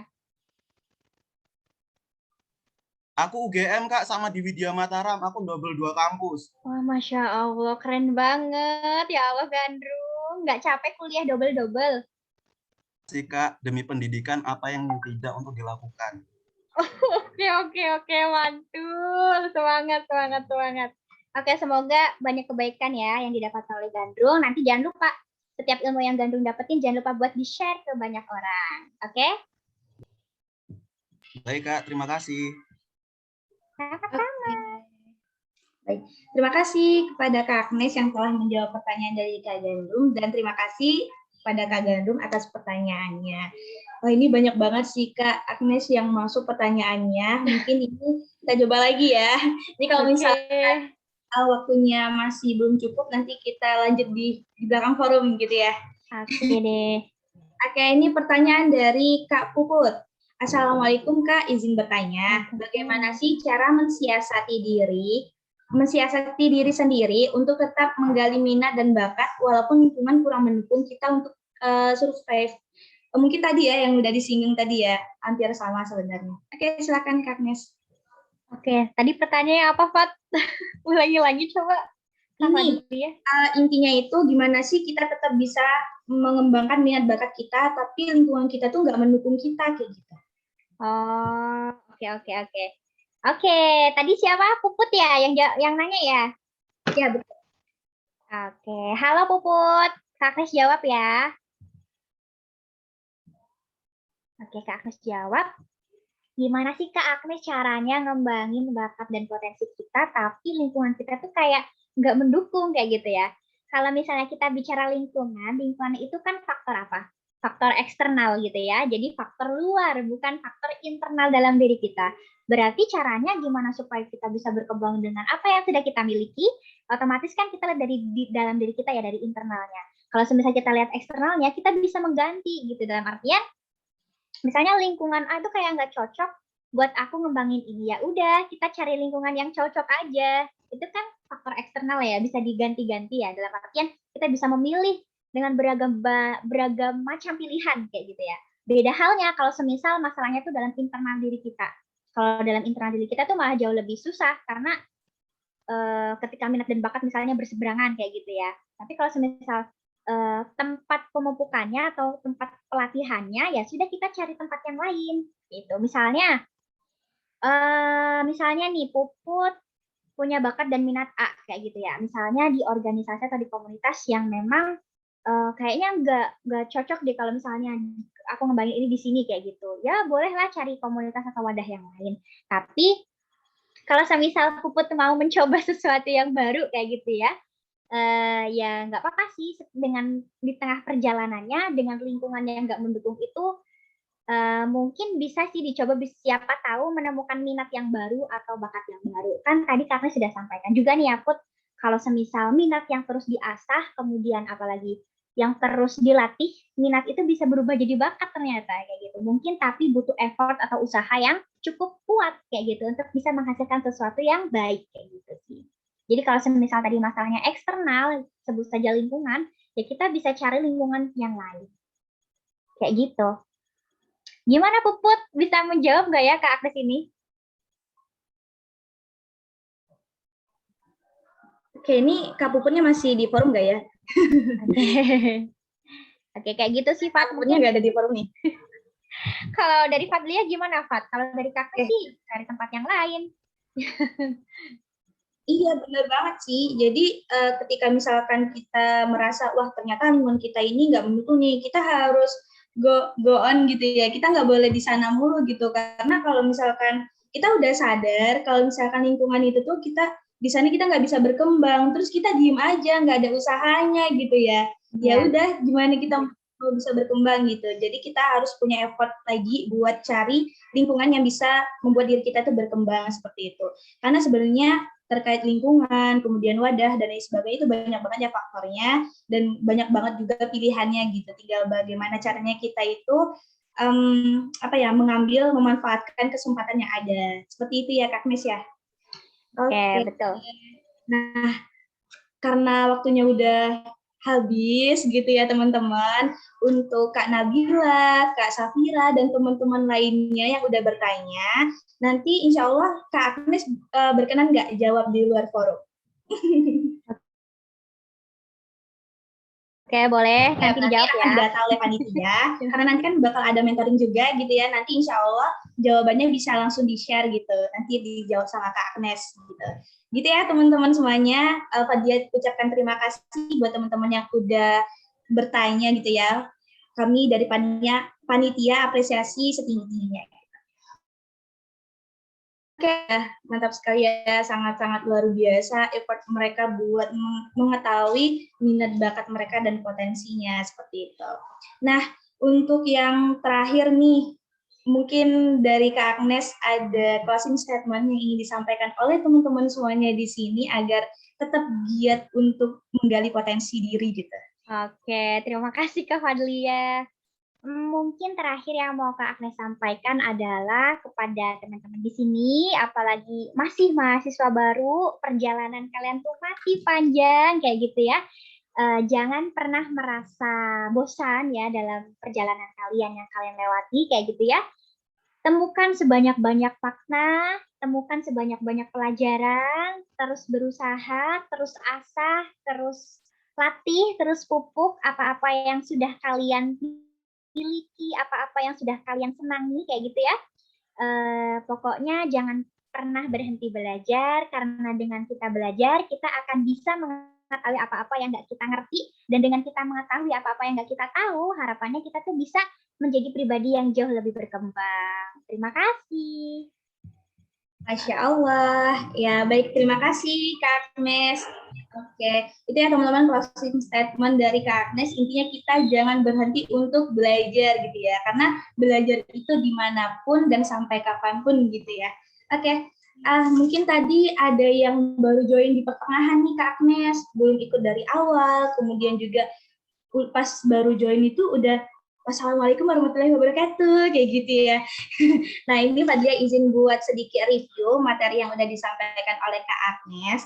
Tadi Kak Agnes itu menjelaskan bahwasannya ketika kita melakukan sesuatu, sebenarnya itu ada pesan tersirat ya yang disampaikan oleh Kak Agnes. Yang pertama itu kita harus membungkus dulu masalah-masalah yang ada di kehidupan kita gitu. Bukan melupakan ya, tapi membungkus dulu. Kemudian juga kita harus fokus apa yang harus kita kerjakan kayak gitu. Nah, kemudian Kak Agnes tadi itu menyampaikan pesan ketika kita sedang melakukan sesuatu, kita harus fokus dan bungkus sejenak apapun itu. Nah, dengan kita mengenali diri sendiri, perlahan-lahan kita akan tahu potensi apa yang sebenarnya dimiliki. Setiap orang itu pasti lahir dengan potensinya masing-masing, gitu ya. Nah, mengapa potensi itu penting? Karena potensi itu sama dengan kemampuan. Jadi prestasi itu harus digali dan dicari, bukan ini ya, bukan dari lahir. Jadi prestasi itu tuh harus kita gali dan kita cari, teman-teman. Terus terkait minat dan bakat, bakat itu adalah karunia atau anugerah yang diberikan.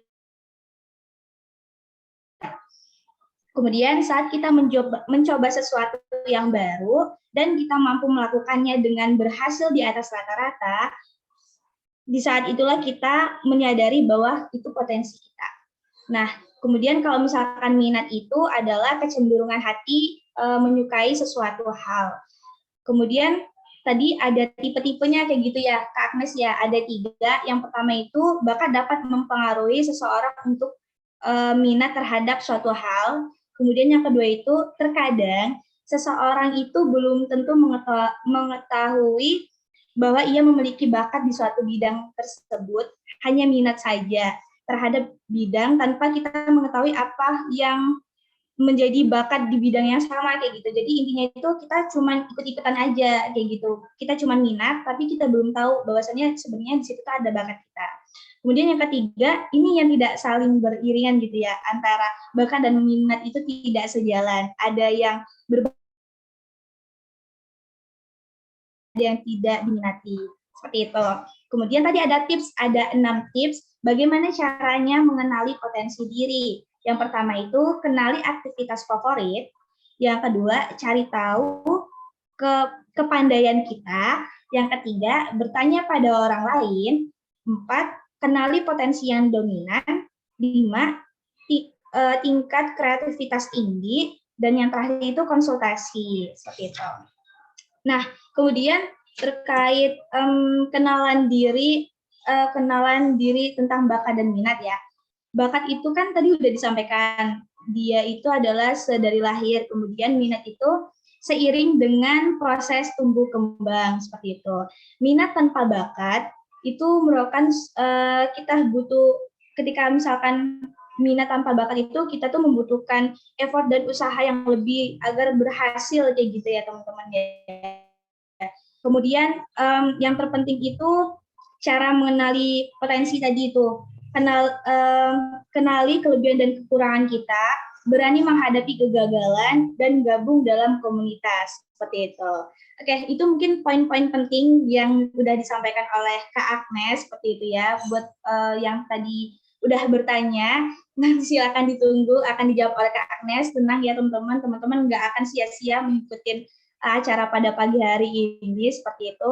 Terus dari Fadlia juga ucapkan terima kasih banyak buat Kak Agnes atas ilmu yang telah disampaikan kepada kami semua. Semoga dapat memotivasi teman-teman semuanya. Kemudian juga dapat membuka mindset gitu ya, mindset kita bahwasanya oke, aku harus berusaha nih untuk mengenali diri aku kayak gitu. Oke, terima kasih kepada Kak Agnes. Nah, sebelum kita tutup, kita dokumentasi dulu nih. Kita dokumentasi dulu sama Kak Agnes. Oke, buat teman-teman semuanya boleh open cam ya. Kita dokumentasi dulu bersama pemateri kece kita pada pagi hari ini. Oke, kakak operator udah siap ya?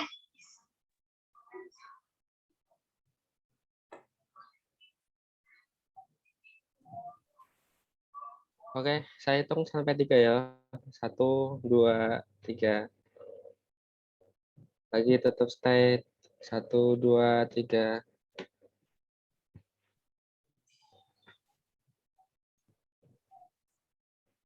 Oke, sudah.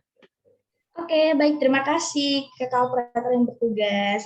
Baik, dengan tadi udah dengan sesi dokumentasi, berakhir pula materi kita pada pagi hari ini. Materi pertama ya, nanti akan ada materi kedua yang akan dibersamai oleh Kak Aiman yang tidak kalah kece-nya juga dari Kak Agnes. Silakan teman-teman nanti tetap semangat ya, tetap semangat. Yang mungkin udah mulai ngantuk-ngantuk, silakan minum dulu gitu ya. Terus mulai dari posisinya dicari yang lebih aman lagi biar kita lebih semangat lagi buat materi yang kedua seperti itu. Baik, banyak salahnya dari Fadlia, mohon maaf, mulai dari perkataan maupun perbuatan. Dia selaku moderator pamit undur diri. Wabillahi taufiq wal hidayah. Wassalamualaikum warahmatullahi wabarakatuh. Selamat pagi, salam sejahtera bagi kita semua. Salam Om Swastiastu, Namo Buddhaya, salam kebajikan. Terima kasih. Saya kembalikan kepada MC. Baik. Demikian tadi acara inti penyampaian materi oleh Kak Agnes yang dipandu oleh Kak Fadlia. Sekali lagi kita ucapkan terima kasih. Oke teman-teman, selanjutnya kita akan ada agenda penyampaian materi lagi oleh pemateri 2 kita yang nggak kalah luar biasa, yaitu Mapres dari Universitas 11 Maret 2019, Kak Aiman. Adapun materi yang akan disampaikan yakni menjadi mahasiswa yang prestatif, aktif, dan inspiratif. Dan akan dipandu oleh moderator kita yakni Saudara Akbar Nur Siddiq dari staf akademik dan riset. Tanpa berlama-lama lagi, kepada Kak Akbar Nur Siddiq dipersilahkan. Oke, terima kasih kepada MC yang sudah memberikan waktu dan kesempatannya. Sebelumnya saya izin konfirmasi apakah suara saya terakses? Terakses. Oke. Pertama-tama, innalhamdulillah. Pertama-tama saya buka dulu ya teman-teman ya. Assalamualaikum warahmatullahi wabarakatuh. Waalaikumsalam warahmatullahi wabarakatuh. Oke, selamat pagi teman-teman semua. Innalhamdulillah, nahmaduhu wa nasta'inuhu wa nastaghfiruh wa na'udzu billahi min syururi anfusina wa min sayyiati a'malina may yahdihillahu fala mudhillalah wa may yudlil fala hadiyalah. Asyhadu an la ilaha illallah wahdahu la syarikalah wa asyhadu anna Muhammadan abduhu wa rasuluh. Rabbi israh li sadri wa yassir li amri wahlul 'uqdatam min lisani yafqahu qawli. Amma ba'd. Puji syukur kehadirat Allah Subhanahu wa taala atas segala nikmat dan karunia-Nya yang telah diberikan kepada kita semua, sehingga pada pagi hari ini ya kita bisa berkumpul secara daring dalam agenda Gathering Cendekiawan Muda CES Jogja 2021 dalam keadaan sehat dan berbahagia. Kemudian sholawat serta salam mari senantiasa kita sampaikan kepada Nabi Agung kita, Nabi Muhammad Sallallahu Alaihi Wasallam, sosok yang merupakan paling berjasa dan paling berpengaruh sepanjang masa, dan sosok yang bisa kita teladani dalam setiap aspek kehidupannya. Semoga kita bisa meneruskan jalan perjuangan beliau di dunia ini, dan semoga kelak di akhirat kita bisa mendapatkan syafaatnya. Amin ya Rabbal Alamin. Oke, baik teman-teman, sebelumnya di sini saya izin memperkenalkan diri kembali ya. Saya Akbar Nur Siddiq sebagai staf Departemen Akademik dan Riset CES Jogja 2021 kayak gitu. Pada kesempatan pagi hari ini saya diamanai sebagai moderator dalam sesi pematerian 2 kayak gitu ya teman-teman ya. Yang bakal bahas tema soal menjadi mahasiswa yang aktif, prestatif dan inspiratif kayak gitu. Oke. Sebelum kita lanjut lebih jauh, di sini terpantau ya teman-teman ya yang open kamera atau yang kameranya dibuka itu baru sedikit banget kayak gitu ya. Nah, biar nanti sesi pematerian 2-nya lebih seru lagi, untuk teman-teman yang belum open cam atau belum membuka kameranya, dipersilakan untuk membuka terlebih dahulu kayak gitu teman-teman. Monggo.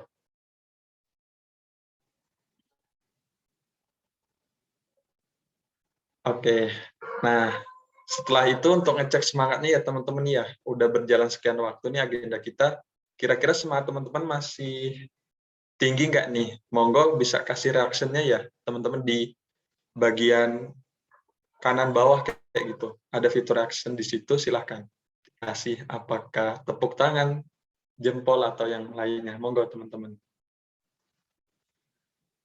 Oke. Baru 2 nih yang ngasih reaction nih.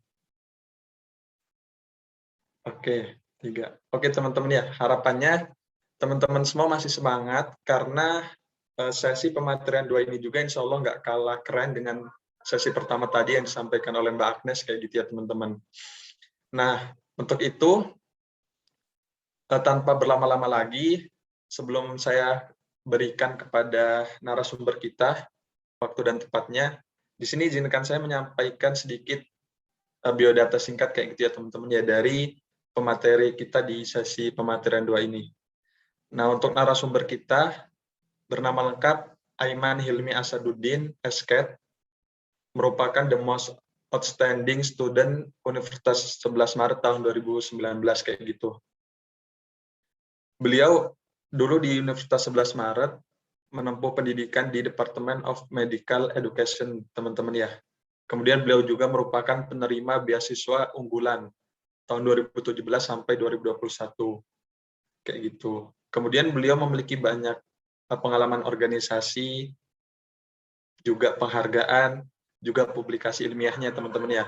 Di antaranya, beliau pernah menjadi ini, teman-teman, sebagai Chief Project Officer 2019 di Temu Ilmiah Nasional BAPIN ISMKI kayak gitu. Untuk penghargaannya juga beliau pernah menjadi juara pertama di Bukovinian International Medical Congress di Ukraina tahun 2019.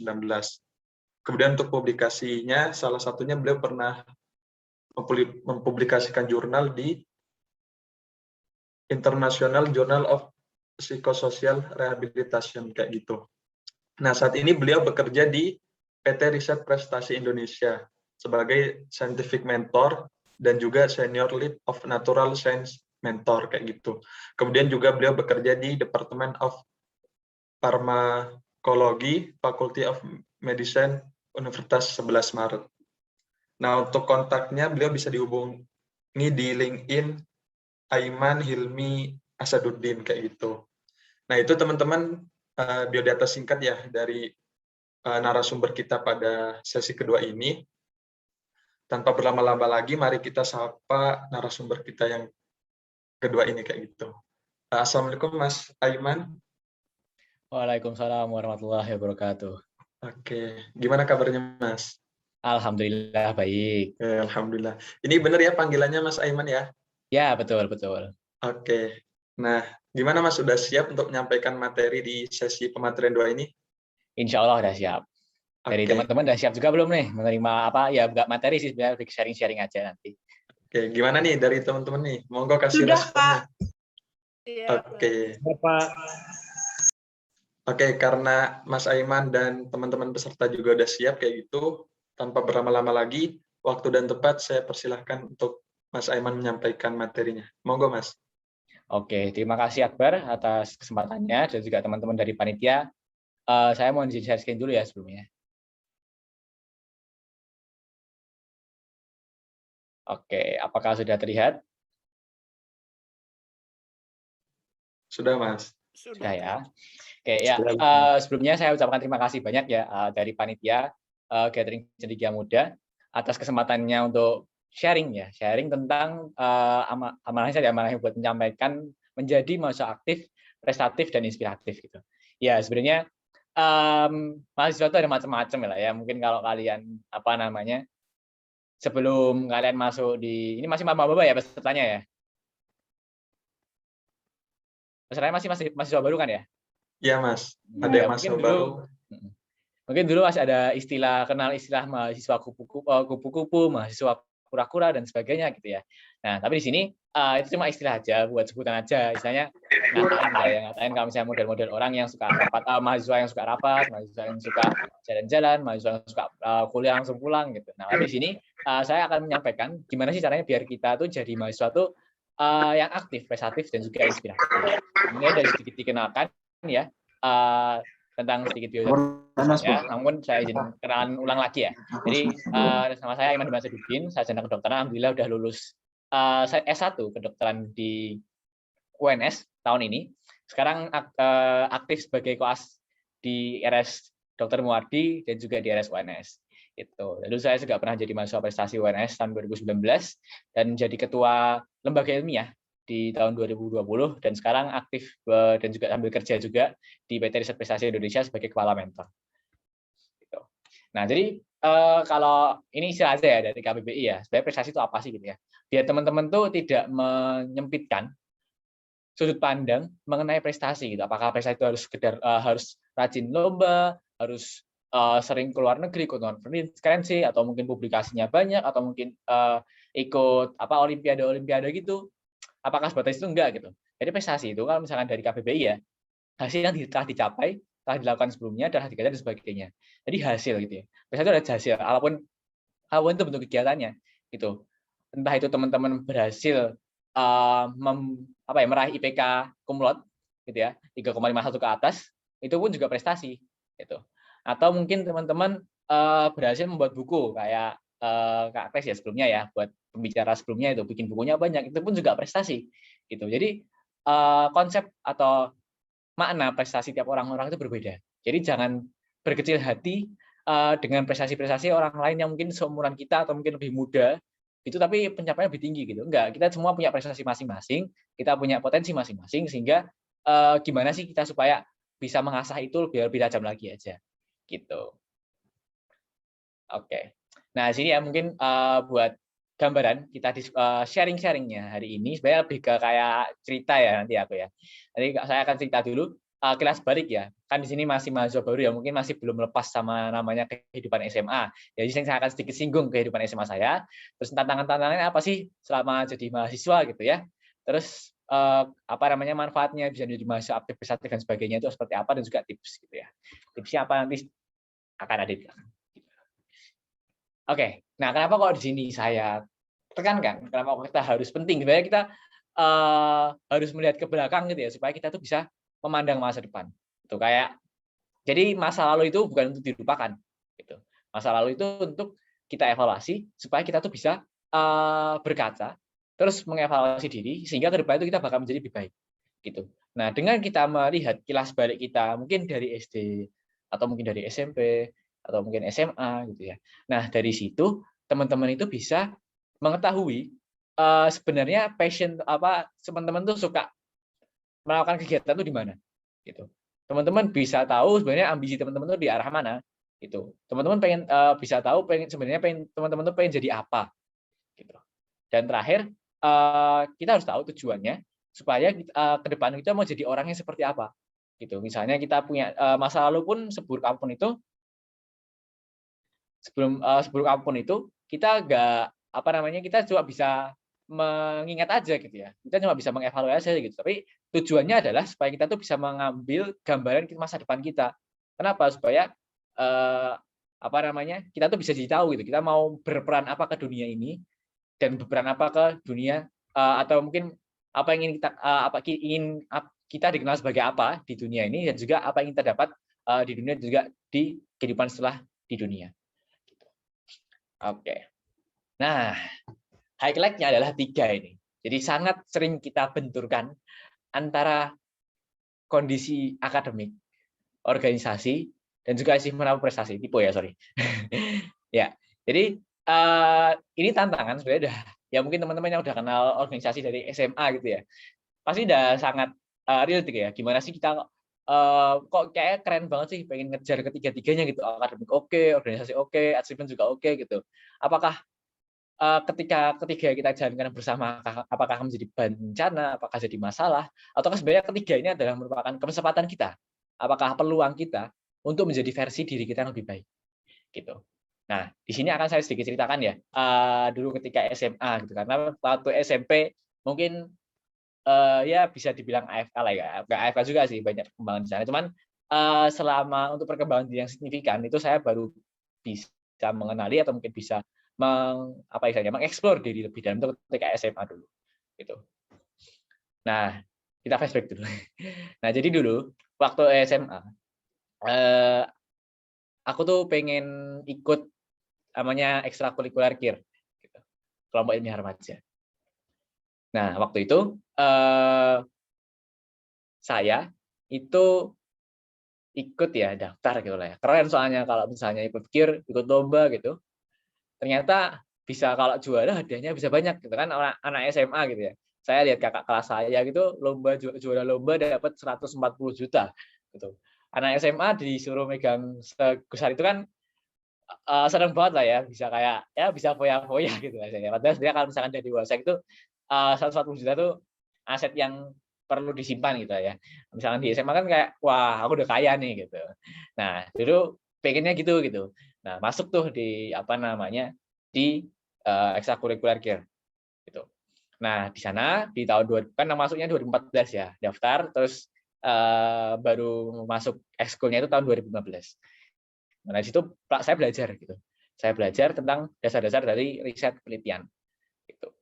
Nah, namun saat itu aku coba ngajuin ide, aku coba ngajuin proposal gitu ya. Tapi gagal terus gitu. Sempat juga dulu pernah underestimated gitu. Dulu bikin ide terus idenya ditolak-tolak gitu. Kayak direndahkan gitu, padahal menurut saya itu udah paling versi yang terbaik gitu ya.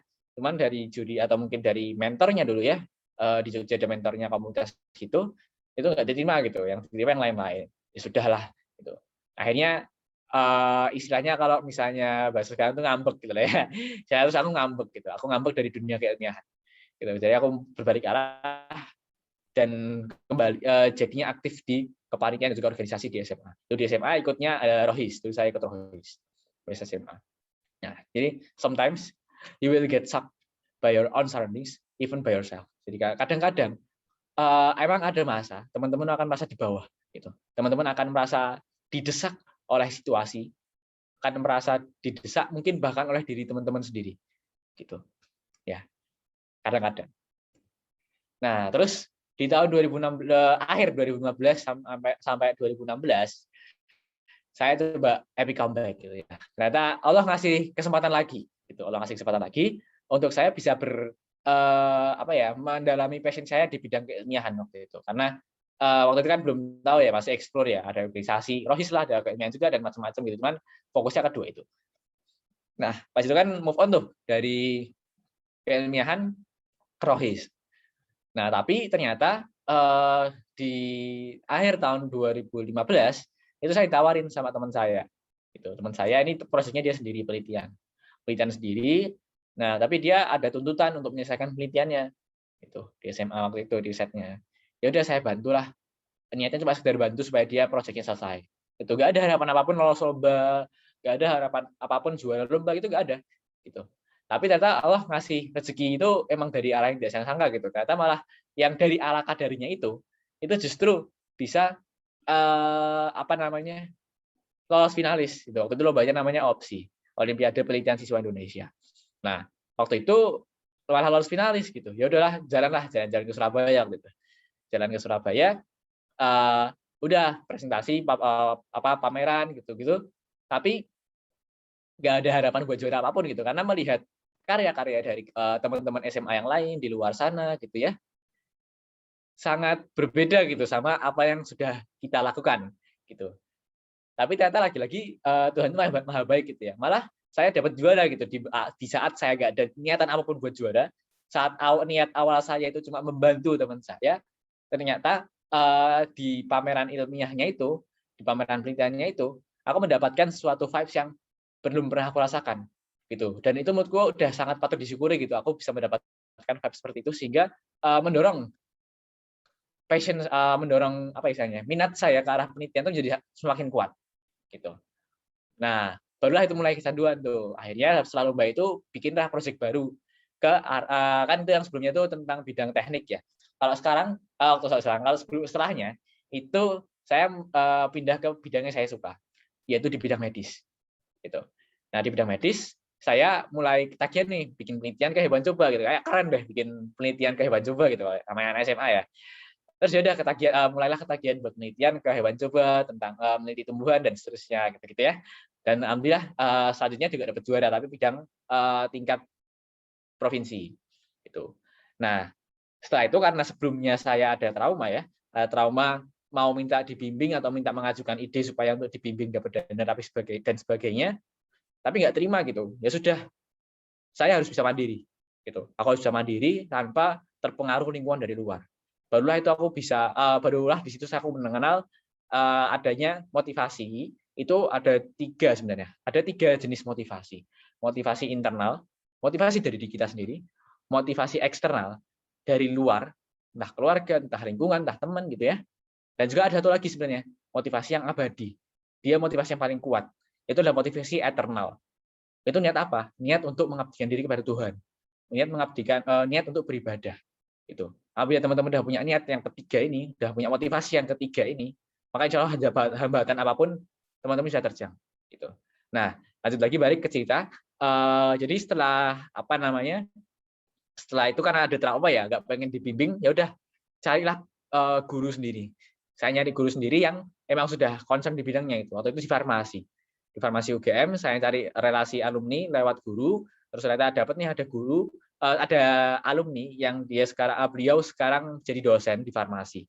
Gitu. Mintalah bimbingan dengan beliau, dapat arahan-arahan gini, dan jadilah proposal yang memang lebih cakep gitu. Jadi proposal kita lebih cakep, lebih matang, dan siap apa istilahnya? Lebih siap dikompetisikan dibandingkan dengan karya-karya saya yang sebelumnya. Karya-karya saya yang sebelumnya. Gitu. Tapi semuanya dikerjakan dengan otodidak. Jadi saya yang inisiatif bertanya ke guru untuk relasi alumni, saya inisiatif untuk menghubungi alumni tersebut, dan saya inisiatif untuk melakukan dan tanggung jawab misalnya, bertanggung jawab atas apa yang ingin saya lakukan. Gitu. Nah, but maybe it's one of God's plan for you to make a big step forward. Jadi siapa tahu ketika teman-teman itu mungkin berada di bawah-bawahnya gitu ya, masa tertekan dan sebagainya gitu ya. Teman-teman sabar gitu ya. Sabar mungkin itu merupakan satu cobaan dari Tuhan Yang Maha Kuasa. Mungkin Allah telah menyiapkan rencana yang lebih baik untuk kita. Jadi jangan pernah sekali-kali kita itu berseuzon kepada Tuhan gitu ya. Seuzon itu berprasangka buruk gitu ya. Jadi jangan pernah sekali seperti itu, karena pasti Tuhan sedang merencanakan hal yang lebih baik. Gitu. Nah, dan ternyata benar Tuhan itu masih sangat baik gitu, dan dari hasil otodidak itu dan juga dari bimbingan alumninya itu, alhamdulillah dapat juara 1 di LKI RLP atau di SMA. Terus juga ternyata dari juara 1 itu yang membawa saya bisa keluar negeri atas jerih payah saya sendiri. Gitu. Bisa berangkat ke India dan juga berangkat ke Amerika waktu itu untuk pameran penelitian gitu. Nah, namun when you've been at the top, don't forget to be grateful for what he gave to you. Jangan pernah teman-teman merasa sombong, dan jangan pernah lupa untuk bersyukur atas pemberian Tuhan atas pencapaian selama ini. Gitu. Oke, masuklah ke kita coba korelasikan nih. Coba korelasikan dari masa lalu ke yang sekarang gitu. Nah, jadi istilahnya dalam self development gitu ya, dalam perencanaan diri gitu, dalam self planning untuk menyiapkan proposal pengembangan diri kita tuh pengen sejauh apa gitu ya. Ada yang namanya tahap awal sebelum kita membuat rencana hidup kita itu sendiri, itu ada namanya istilahnya connecting the dots. Ya, misalnya teman-teman di sini punya proposal hidup, maka tahap awal pengen punya proposal hidup, pengen bikin proposal hidup gitu ya. Tahap awal yang harus teman-teman lakukan adalah connecting the dots. Maksudnya apa? Mengoreksikan apa yang akan teman-teman minati, mengoreksi apa yang terjadi di masa lalu dengan apa yang akan teman-teman rencanakan. Oke, di sini saya bagi jadi 3 scope yang telah saya lalui selama SMA tadi, gitu ya. Dalam organisasi saya berkembang di Rohis. Dulu saya jadi petinggi di Rohis, gitu. Terus dalam bidang prestasi saya ikut kelompok ilmiah remaja. Itu dulu namanya Teladan Science Club. Dan di akademik alhamdulillah tetap berjalan meskipun tidak terlalu maksimal ya. Dulu saya waktu penelitian itu sering bolos gitu ya. Tapi bisa ditiru ya. Nah, sering bolos gitu kan. Tapi alhamdulillah ternyata dengan jerih payah itu tuh dengan sertifikat dan achievement yang sudah dicapai, yang bisa membawa saya dalam bidang akademik itu bisa masuk ke FKUNS lewat jalur SNMPTN gitu. Dan ada istilah, ada suatu patah, history repeat itself, either realize or not, gitu ya. Sejarah itu akan selalu berulang, gitu. Entah itu dalam jangka waktu yang lama, entah dalam jangka waktu yang cepat, apakah kamu itu menyadari atau enggak. Dan ternyata di sini saya baru sadar gitu, ternyata sejarah itu akan repeat itself lagi gitu. Dan di kuliah ini saya mengalaminya, gitu. Nah, selama saya kuliah dari tahun 2018 sampai tahun 2020, gitu ya. Dalam bidang organisasi saya diamanahi menjadi ketua. Awalnya saya diamanahi jadi ketua event nasional, namanya Temu Ilmiah Nasional, tidak disebutkan ya. Dan juga jadi ketua lembaga ilmiah di bidang fakultas, ya, di tingkat fakultas. gitu. Terus dalam bidang prestasinya alhamdulillah dikasih kesempatan untuk menjadi mahasiswa prestasi UNS utama pada tahun 2019. Padahal ya waktu itu saya masih tahun kedua dan benar-benar jujur ya saya tuh nggak ada harapan buat juara jadi mawapres utama gitu, enggak gitu.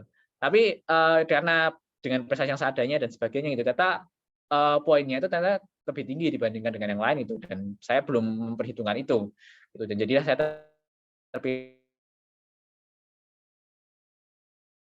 Cuman kalau misalnya teman-teman emang passionate di bidang keilmiahan, passionate di bidang prestasi, lomba-lomba, ingin cari relasi dan sebagainya gitu, cobalah mulai mengawali, misalnya teman-teman punya cita-cita jadi mawapres gitu ya, pengen coba sih, bukan cita-cita sih, lebih ke teman-teman ingin mengembangkan diri di mawapres itu, menantang diri supaya mawapres ini sebagai batu loncatan gitu. Nah itu saya gunakan mawapres sebagai batu loncatan untuk melihat kualitas diri saya itu sudah sejauh apa gitu.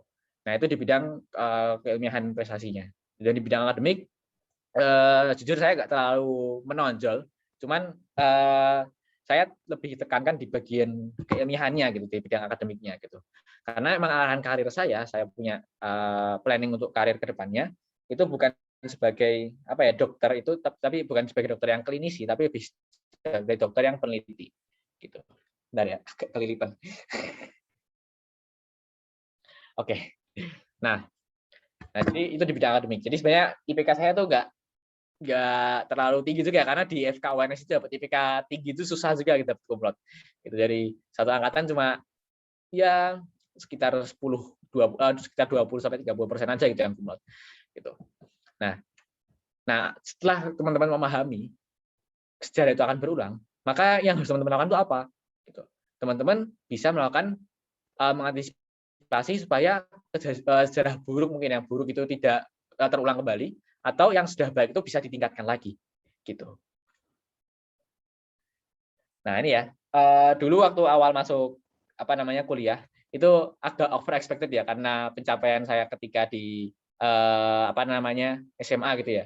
Dulu saya mengira kalau di kuliah bakal banyak project riset, bakal banyak penelitian-penelitian, bisa ikut dosen dan sebagainya gitu. Tapi ternyata tidak semudah itu dan tidak terlihat itu gitu. Jadi saya ekspektasi saya jatuh di sana gitu. Terus di tahun 2018 saya juga mencoba berbagai macam lomba dan semuanya gagal, nggak ada yang satupun yang juara gitu ya. Alhamdulillah sekali sih pernah jadi delegasi ke Polandia waktu itu, cuman tidak juara juga gitu ya. Jadi sama 2015 itu benar-benar cuma finalis doang pencapaian terbaiknya itu gitu. Nah terus agak bingung juga karena kan masih mahasiswa baru juga ya, pasti punya teman-teman di sini kalau misalnya ada punya visi yang bagus terhadap kehidupan kuliah akan sangat baik gitu. Nah di sini saya tahun 2018 tuh visi saya itu terpecah-pecah gitu ya, karena di tahun pertama saya ikut banyak sekali organisasi. Saya ikut 5 organisasi di pas maba gitu. Jadi nggak jelas arahnya, itu visinya nggak jelas mau fokus kemana. Padahal sebenarnya kalau misalnya saya waktu itu benar-benar fokus ke kilas balik saya connecting the dots tadi, maka kalau misalnya teman bisa fokus nanti bisa jadi fokusnya dan pendalaman mengenai kemampuan di bidang keilmiahan akan lebih tajam. Tapi ya sudah terjadi juga ada kejadian, jadi ya ini sebagai evaluasi aja. Jadi teman-teman harus punya visi yang jelas gitu sama kuliah. Nah di tahun 2019 mulailah itu, kan waktu 2018 masih denial gitu ya. Nah ini udah mulai bisa menerima gitu, mulai menyadari sebenarnya ini sebagai kesempatan gitu. Ya udah nggak apa final terus finalis nggak apa, tapi kan saya di sini bisa dapat banyak relasi, saya punya banyak kenalan di univ lain gitu, dan jadi punya pertimbangan ulang gitu, bisa reconsider sebenarnya sejauh ini sudah dapat apa aja gitu, terus bisa jadi punya kebijaksanaan yang lebih baik. Dan alhamdulillah waktu itu di tahun 2018 itu sempat dijadiin panitia koordinator acara ya untuk ospek, kan berat juga ya kalau koor acara ospek gitu ya. Nah ternyata di situ masih sangat masih sangat tidak stabil secara emosi dan juga secara arahan. Tapi tahun 2019 ketika sudah diamanahi menjadi ketua Temilnas, waktu itu sudah bisa memiliki kebijaksanaan lebih baik dalam memanajemen sumber daya di kepanitiaannya itu. Dan juga bisa mulai bersyukur atas apa yang sudah dicapai, meskipun itu semuanya bukan kegagalan sih ya, meskipun semuanya belum berhasil secara sepenuhnya. Gitu. Nah, barulah di tahun 2020 saya benar-benar dapat manfaatnya. Itu saya dapat relasi di keilmiahan gitu. Di keilmiahan sebenarnya saya udah join ikut mengembangkan platform Science Hunter itu sudah sejak 2018. Cuman baru rescale lagi itu tahun 2020 dan saya relasi saya itu sangat berguna untuk mengembangkan Science Hunter itu. Gitu sehingga bisa membantu dari CEO-nya mengembangkan Science Hunter sebesar ini. Gitu. Terus juga di tahun 2020 saya mendapat visi yang lebih jelas. Gitu, arahan karir saya ingin seperti apa, fokus kehidupan saya nanti ketika kuliah dan juga pasca kuliah, terus ingin berkontribusi sejauh apa, gitu ya. Kontribusi teman-teman itu bisa macam-macam gitu ya. Itu pun juga termasuk prestasi, gitu ya. Dengan berkontribusi itu ada macam-macam ya. Kalau misalnya teman-teman mengikuti dengan Tridharma perguruan tinggi, maka kontribusi teman-teman itu bisa secara akademis, bisa secara riset, bisa juga secara kemasyarakatan. Gitu. Jadi teman-teman mau ikut komunitas-komunitas yang bergerak di bidang kemasyarakatan itu pun juga suatu prestasi gitu. Jangan dibandingkan dengan prestasi yang lomba-lomba gitu. Karena emang skopnya udah beda, pencapaian tiap orang itu juga beda-beda gitu. Jadi inilah yang dapat saya dapatkan ya setelah menjalani kehidupan di kampus gitu. Jadi benar gitu, dengan adanya kebijaksanaan, dengan adanya pemikiran yang tenang, terus dengan bersyukur, maka selanjutnya teman-teman bisa mendapatkan manfaat yang lebih gitu, memanfaatkan peluang dibandingkan dengan menghujat saja gitu ya. Kadang kan orang-orang istilahnya ngetrennya kan sekarang ngehujat gitu ya, sambat gitu ya. Nah, kalau misalnya teman-teman lebih bisa mengelola emosi diri gitu ya, dengan melihat suatu kejadian peristiwa itu, mungkin peristiwanya nggak buruk gitu, jadinya buruk mungkin atau mungkin sebuah kegagalan gitu. Tapi cuman kalau misalnya teman-teman tetap berpikir positif, teman-teman melihat dari sisi baiknya, maka teman-teman akan bisa melihat dari sisi yang lebih bermanfaat dari situ gitu. Tidak melihat dari sisi kegagalan, tapi apa yang teman-teman sudah dapatkan selama prosesnya gitu. Karena yang terpenting dalam hal ini adalah proses teman-teman mendapatkan sesuatu gitu. Entah itu nanti hasilnya itu dapat apa enggak, jualannya itu dapat apa enggak, ya itu kan rezeki tambahan dari Yang Maha Kuasa. Gitu. Yang perlu teman-teman lihat dan evaluasi adalah dari segi prosesnya. Gitu. Oke. Ya, sebelum ke tipsnya ya, aduh kelihatan tadi ya memenya. Ya, jadi saya mau ngomong tadi ya. Oh ya, dalam hal ini, jadi teman-teman itu bisa istilahnya ya, melihat potensi, melihat peluang dibandingkan teman-teman hanya melihat peristiwa sebagai suatu kejadian yang buruk, gitu. Dengan teman-teman melihat peluang, dengan teman-teman melihat bisa mengevaluasi, itu teman-teman akan bisa menjadi pribadi yang lebih baik dibandingkan hanya sambat-sambat aja, gitu ya. Nah, kalau misalnya kita ibaratkan dalam bidang organisasi ya teman-teman, mungkin di sini udah beberapa orang pernah organisasi. Kalau misalnya dalam organisasi biasanya dilihat ada target. Ya, capaian. Itu jarang sekali ya ada sih beberapa, cuman jarang sekali organisasi itu yang melihat dari segi prosesnya, dari segi monitoringnya. Nah, di sini kita korelasikan dalam hal ini adalah kita monitoring diri kita sendiri. Gitu. Kita melihat prosesnya, bukan melihat apa yang telah kita capai. Gitu ya.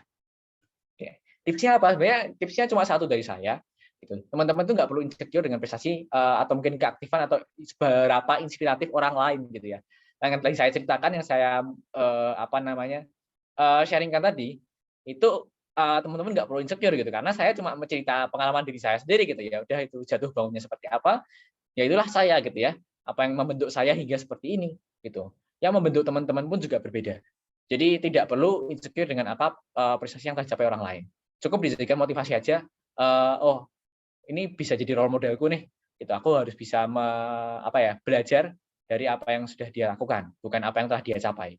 Belajar itu dari apa yang telah dilakukan proses seseorang yang teman-teman jadikan role model, bukan dari apa yang hasil yang telah dia dapatkan. Gitu. Dan jadilah menjadi fokus menjadi diri terbaik dari versi teman-teman sendiri. Gitu. Oke. Nah, how to do it gitu ya. Bagaimana kita bisa mengatur kegiatan kita supaya kita itu bisa fokus, bisa berprestasi, bisa lebih aktif gitu ya. Ada namanya skema Eisenhower Decision Matrix gitu. Mungkin di sini teman-teman sebenarnya baru istilahnya aja ya, baru tahu istilahnya mungkin ya. Cuman secara umum mungkin teman-teman udah tahu gitu ya. Bagaimana kita mengelola kegiatan kita, membagi jadi 4 sisi ini, gitu. Sisi penting dan tidak penting, mendesak dan tidak mendesak, gitu. ya, important and not important, urgent and not urgent. Ketika teman-teman menghadapi atau memiliki suatu agenda yang dia itu penting dan dalam waktunya itu dalam kondisi yang mendesak, maka you have to do it now, gitu. Contohnya ini misalnya teman-teman nikah nih ya, nikah punya anak gitu. Nah, bayi kan lahir tuh bayi. Gitu. Nah, bayinya nangis gitu. Maka teman-teman itu kan suatu hal yang penting dan juga mendesak gitu ya. Nggak mungkin kan bayinya biarin nangis gitu. Maka itu harus dilakukan sekarang. Gitu. Ketika ada project deadline nih, ada deadline project. Nah, teman-teman otomatis kan dapat tugas nih, harus segera dilakukan, harus boleh dikumpulkan besok. Maka itu akan jadi prioritas pertama teman-teman. Itu menjadi sisi yang urgent dan important. Gitu. Nah, lalu ada important but not urgent gitu. Dia penting, gitu. Cuman tidak mendesak untuk kondisi yang sekarang. Maka teman-teman bisa reschedule, gitu ya. Dengan apa? Dengan memetakan ini harus dilakukan kapan, gitu ya. Contohnya adalah self improvement nih misalnya, atau mungkin olahraga gitu ya. Olahraga kita kan nggak benar-benar harus dilakukan sekarang gitu ya. Mendesak itu enggak kan olahraga harus sekarang gitu enggak, tapi itu kan penting juga olahraga. Maka itu bisa di-schedule, bisa dijadwalkan gitu. Nah, apabila ada yang urgent but not important, jadi dia nggak penting, cuman mendesak gitu. Misalnya telepon atau ada email atau apa gitu ya. Mungkin teman-teman bisa delegasikan ke yang lain. Gitu. Misalnya teman-teman minta tolong angkatin dulu teleponnya misalnya. Itu kalau misalnya jadi orang penting ya sebenarnya gitu. Tapi kalau dalam hal urgent dan mendesak tapi nggak penting, teman bisa delegasikan itu ke teman yang mungkin lebih lebih berwenang ke sana gitu bisa gitu. Nah, yang terakhir adalah not important dan not urgent gitu ya. Kalau misalnya nggak penting dan nggak mendesak gitu, ya udah teman-teman kalau bisa dihilangkan saja dari aktivitas teman-teman gitu. Misalnya nih